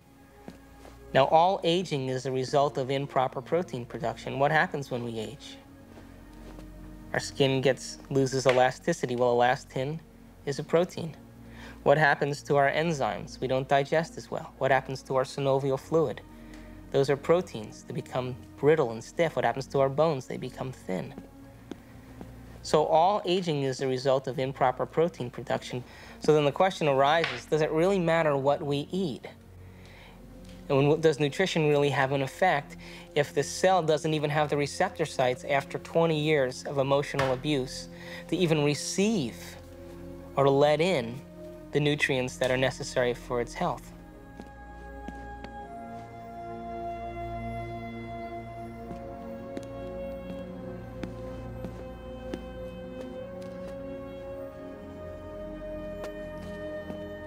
If we know the thoughts of a person, we will best know them by their addiction, their continuous, over 24 hours, in a continuum of what emotions they display in their body we shall know their thoughts.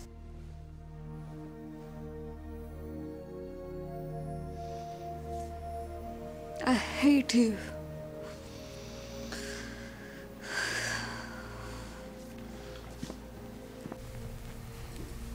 We never, ever reincarnate to the I love you so much people.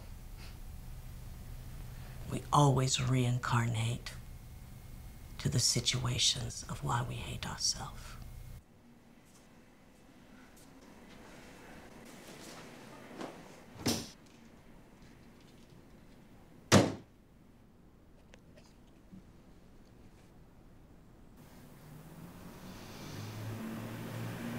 I hate you.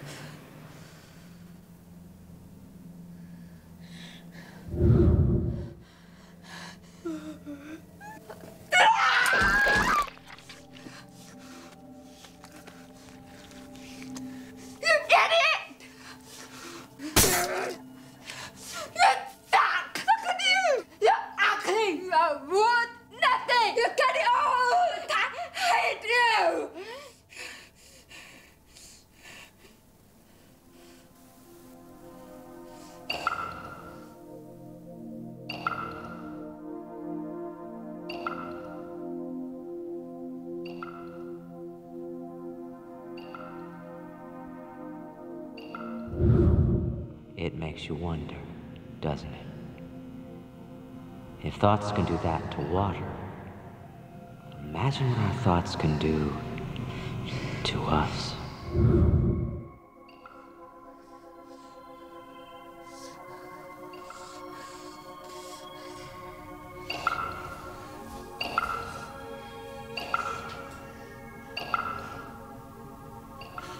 No one has ever came along and ever given you sufficient, intelligent knowledge about your beautiful self, how you work from the inside out. Why do you have addictions? Because you have nothing better. You have dreamt of nothing better because no one has ever taught you how to dream better. There's data now that when people are addicted to, whether it's cocaine, heroin, nicotine, alcohol, all of them seem to share a property of blocking the growth of new brain cells. And yet, it can completely come back when the drug taking has stopped. Oh, poopy. If you don't see the traps, you have to go through the crap until you see the traps. Because if you don't see it, it's your only teaching machine. It's your only way for you to come to understand something new. So the universe brings these things to your door, and there is learning in them for you if you are willing to reflect upon them and think beyond the rigid mindset. Can I? Wow. Borrow some toothpaste?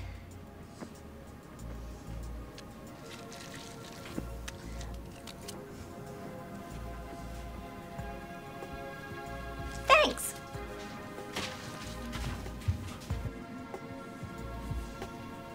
When I talk about we disappearing, I don't mean that we physically disappear. What I mean is that we move out of the area of the brain that has to do with our personality, that has to do with our association to people, our association to places, our association to things and times and events. We don't exist in the associative centers in our brain that reaffirms our identity and reaffirms our personality. We now have science to back up what our thoughts do and how they make our bodies weak. A lot of scientists who are actually studying this with behavioral kinesiology and other ways, showing that thoughts make your body weak. And thoughts pretty much create your reality. They create what you're going to think about yourself. If you're fat but you think you're wonderful, you'll be wonderful. But most women we're compared all the time with impossible images from Barbie to models. And so we think that our whole currency is how we look and how other people are going to perceive us. And we're always up against impossible standards. What is relative to their own emotional addiction are movies and dramas and news and all the media that is so beautiful today in providing people with experiences without having to be there. And yet, that does not define human greatness. They're so hypnotized by their environment through the media, through television, through people living and creating ideals that everybody struggles to become, that no one can actually become in terms of physical appearance and definitions of beauty and valor that are all illusions, that most people surrender and live their life in mediocrity. And they may live that life, and the soul may never really, their desire may never really rise to the surface, so they may want to be something else. But if it does rise to the surface, and they ask themselves if there is something more, or why am I here? What is the purpose of life? Where am I going? What happens when I die? They start to ask those questions. They start to flirt and interact with the perception that they may be having a nervous breakdown. And in reality, what they're doing is that their old concepts of how they viewed their life in the world start to fall apart.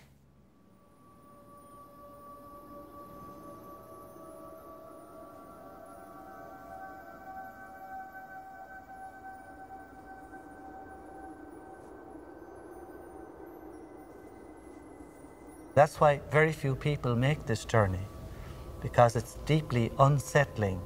All of the molds that we have lived by have to be broken, and we have to liberate ourselves in this way. And sometimes there's an awkward period between the comfort that we knew before and the real state of comfort when we are the Lord of our being, which follows that interval of chaos. Most people, when they get into the chaos, give up hope and go back to the old, false securities. They get to live a reasonable life, and they get to die in some sort of peace, but they haven't advanced spiritually at all in that experiment that we call the life.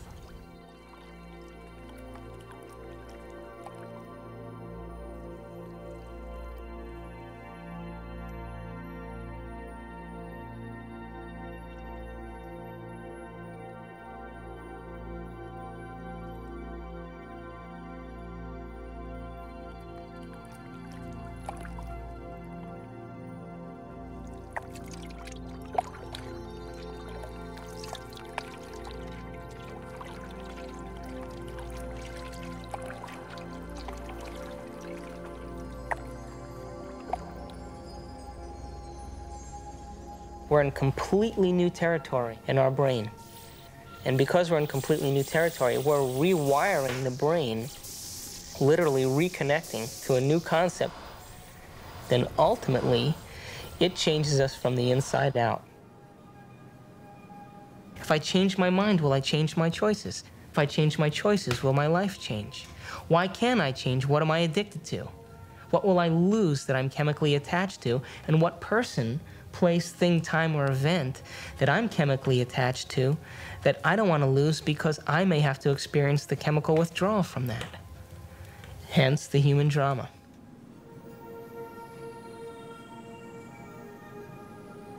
This life is but a page in an enormous book in which we will always be who we are, but always with the inherent needling of ambitious pursuit, a pursuit that takes us from the boring tedium of self-reflection, of self-hate, and to self-creation of new dreams. And we are ambitious gods.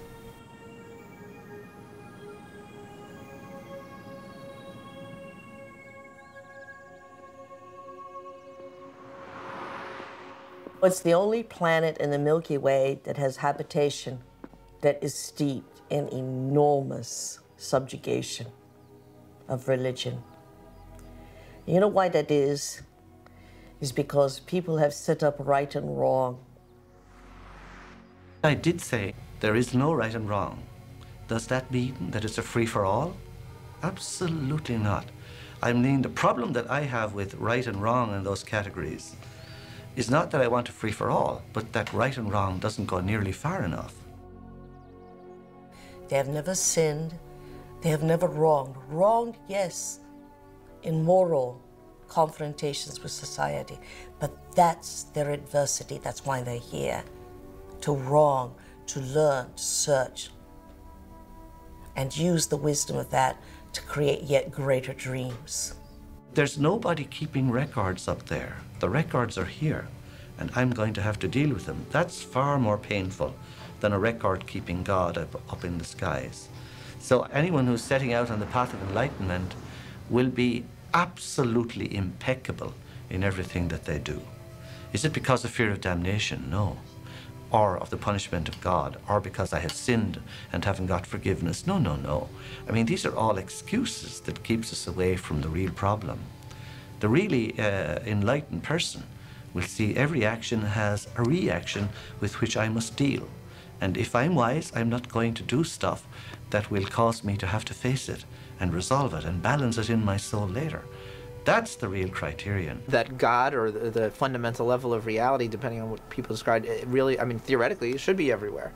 It's something, you know, exactly how it would manifest or how God would manifest in the world is a more complicated issue. But I think that certainly from a more traditional religious perspective, people have kind of gotten away from God the person. There's been a great shift from God up there or out there or in there, wherever, to the God within. And that's an improvement, but we don't want to get some idea that God can be within and still be separate, which is what most people think. They think the God within is like some of those alien movies, you know, where some being breaks out from my chest. God is not within in that stupid sense. What it means is that in God we live, move, and have our being, that we ourselves, in fact, are divine. What's the relation between my God self and your God self? There is no relationship because there's only one God self. It's in both of us.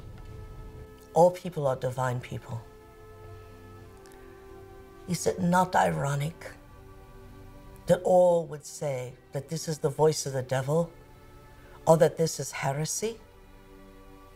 If this is heresy, then what is promised to everyone is an imbuement with God that is inseparable.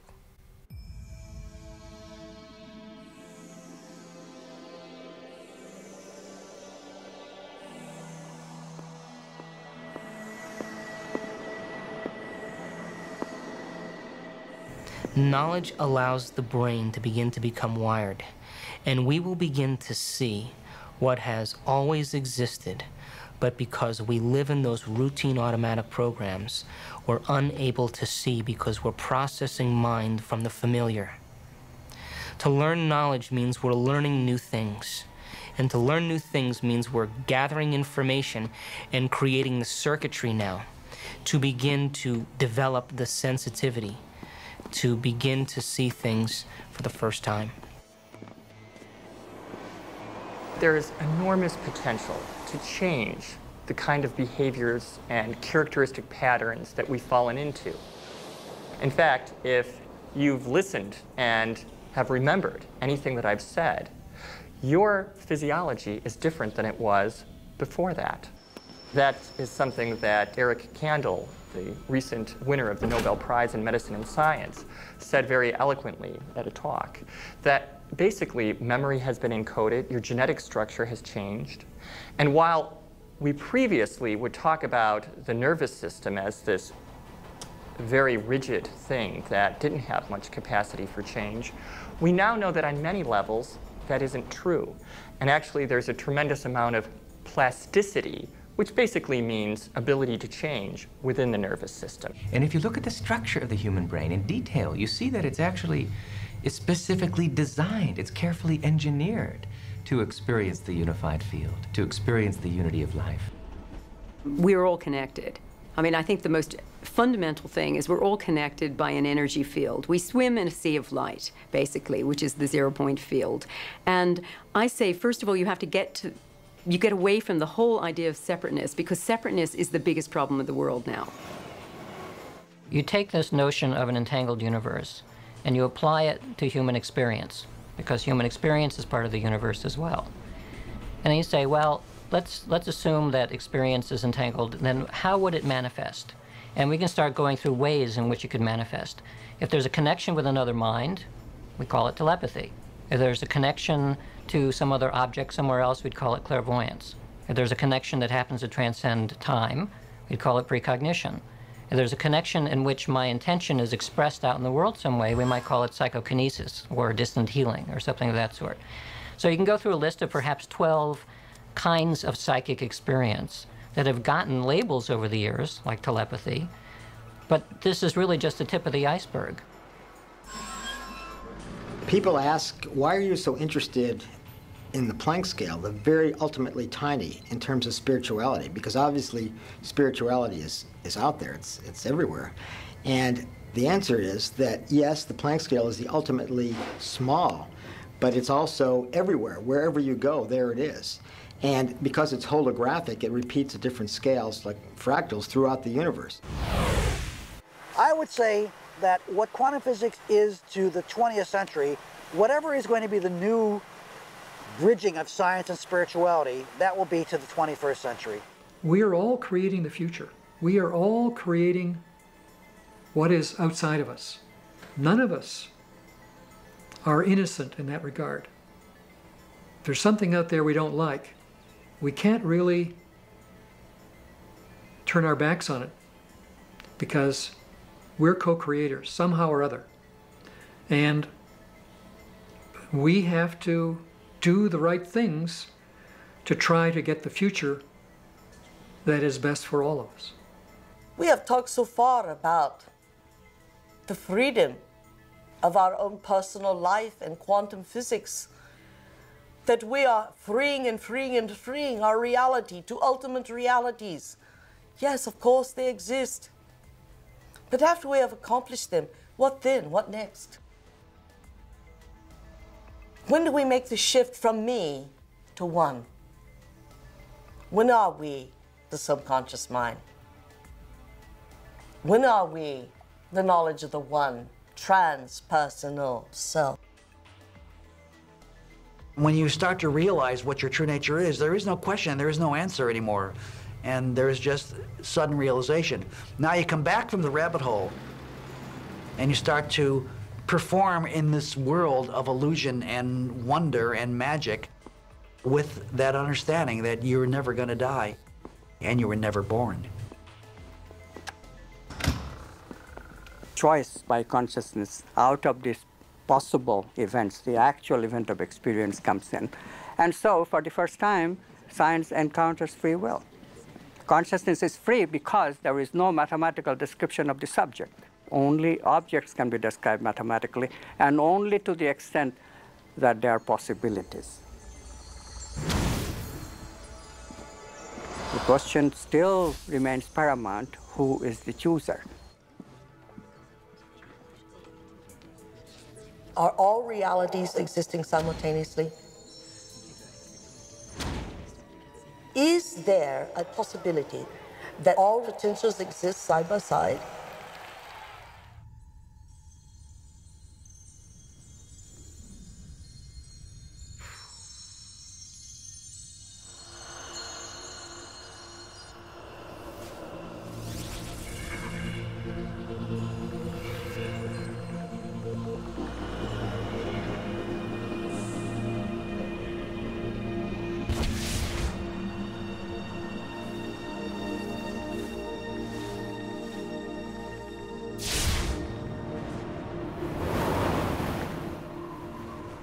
Welcome to Flatland, a world of only 2 dimensions.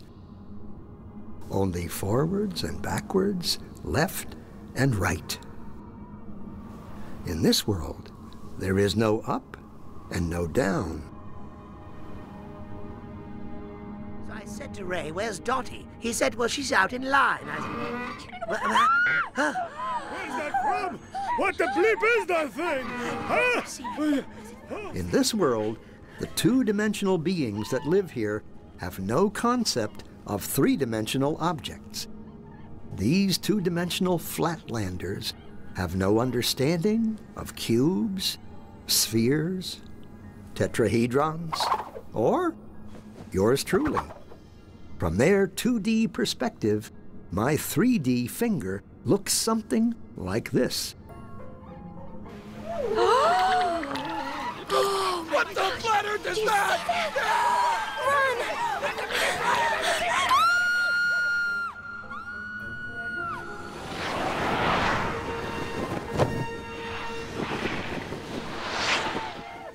Hello, little circle.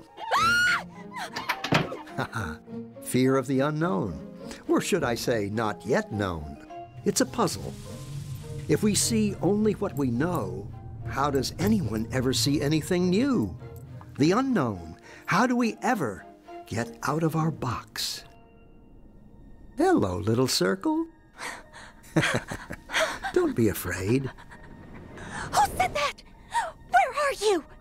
This is always the tricky part to explain. I am in another dimension, another space. I am above you. No, never use that word. What word? The A word. Above? It's forbidden. Well, what do you think it means? I don't know, and I don't want to know. You can be severely punished if you use that word. Are you a ghost? I hope not. I just have a different perspective than you do. I can see things in a way you can't yet. Oh, yeah? Like what? Well, okay, you have a safe hidden in your pantry. And inside it, you have 12 coins, a will, and a passport. How did you know that? What are you? Are you a god? Well, no more than you. You see, since I am above you, in the third dimension, I can see inside things in your world. Third dimension? You are a crazy ghost. There's only two. Look. So, if I were to touch the inside of your stomach, how would I do that? Well, you'd have to cut through my skin. Otherwise, it's impossible. Oh. Stop! No. Ready for more? More what? Dimensions. Oh. Directions. No. Yes, but there aren't any. More? What will happen to me? What will I become? You'd have to become it to know. Okay. Excellent.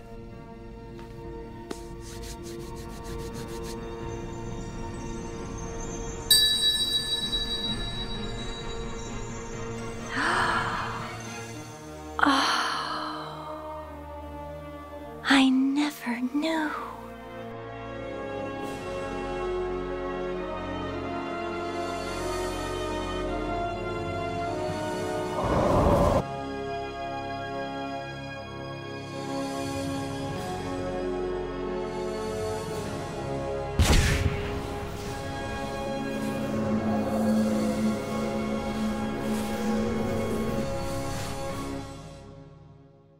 Isn't it funny?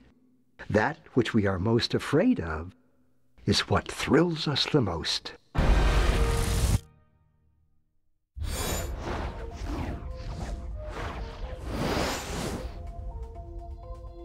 That has the effect of randomizing their X spins, and nothing else interesting happened to them after that. Okay. Good.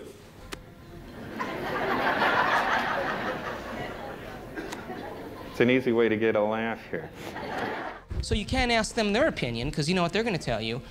You're starting to act different. I liked you better the other way. And that's a great sign that you're making a change. You can edit that, though, if you had to, though, couldn't you? Not prettily. Not.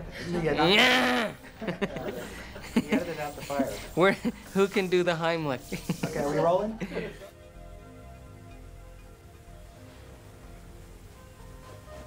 ギリシャの哲学者タレスが紀元前前に、言ったように、水は万物の源であるというふうに、私は信じている。I study quantum physics. I sometimes teach it. I have written a book on quantum physics and many books explicating the meaning of quantum physics. After my PhD from Harvard, I went to CERN, a European laboratory for particle research, but perhaps I'm best known for the discovery of the now famous n=1 locally supersymmetric flipped SU5 grand unified field theory. Don't make the mistake of thinking that the scientific community is scientific.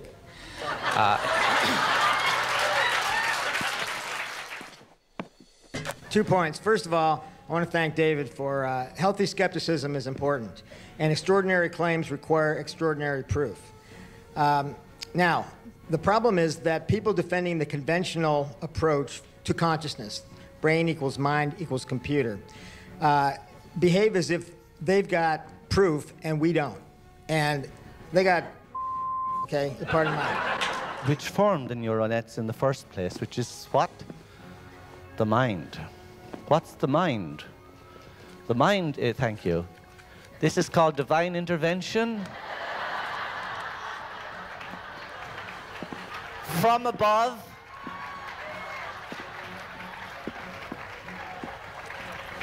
But he has feet of clay. I got involved with this because my evidence, no, start over. Yeah. Okay. I can go back and fix that. Okay. Okay. My name is Lynn McTaggart. I'm author of a book called The Field. I'm Dr. Daniel Monti. I'm a physician with specialty training in psychiatry and human behavior. I'm on the full-time faculty at the Jefferson Medical College. I've heard some people say that, consciousness is this wonderful property in the universe that has a predilection for the human brain. If that's the case, then consciousness is about 3 pounds and looks a little bit like a gray cauliflower. It's showtime. Tell you a little about myself. Oh, the light is blinking already. See, this is what happens whenever I speak. Weird things happen. Okay. All right, well, look, when I hold it, it stays on. What does that mean? All right. Oh, that's okay. Maybe God wants me to meet you. Actually, we did this at a conference when we asked people how many people have had a gut feeling and so on, and 80% of the people say. And then they say, among those of you who are very skeptical of unconventional claims, how many of you, meaning now like 30% of the audience who doesn't believe in any of this stuff, how many of you guys have had interesting gut feelings that turned out to be right? 80%.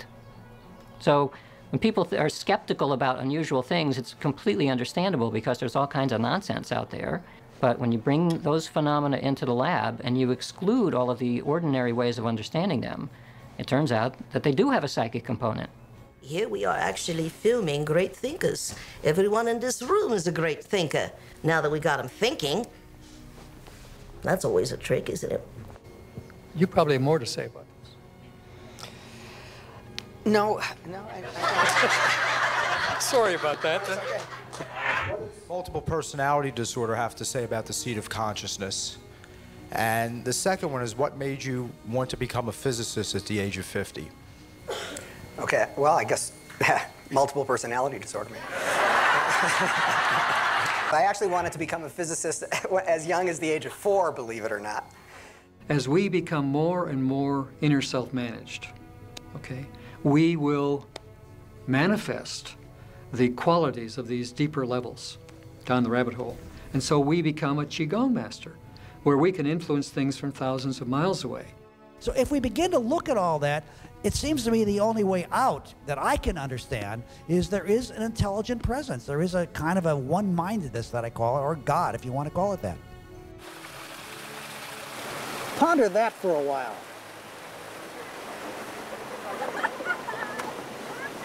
Okay. What did I say? What are you going to do with that? A bite! You took a bite out of nowhere!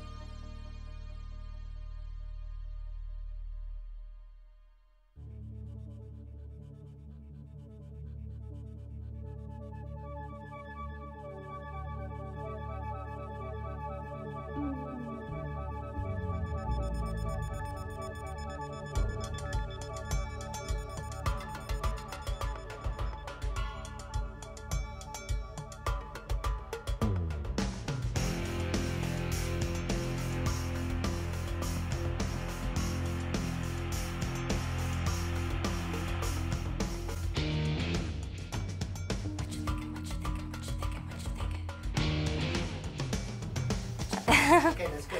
One thing I didn't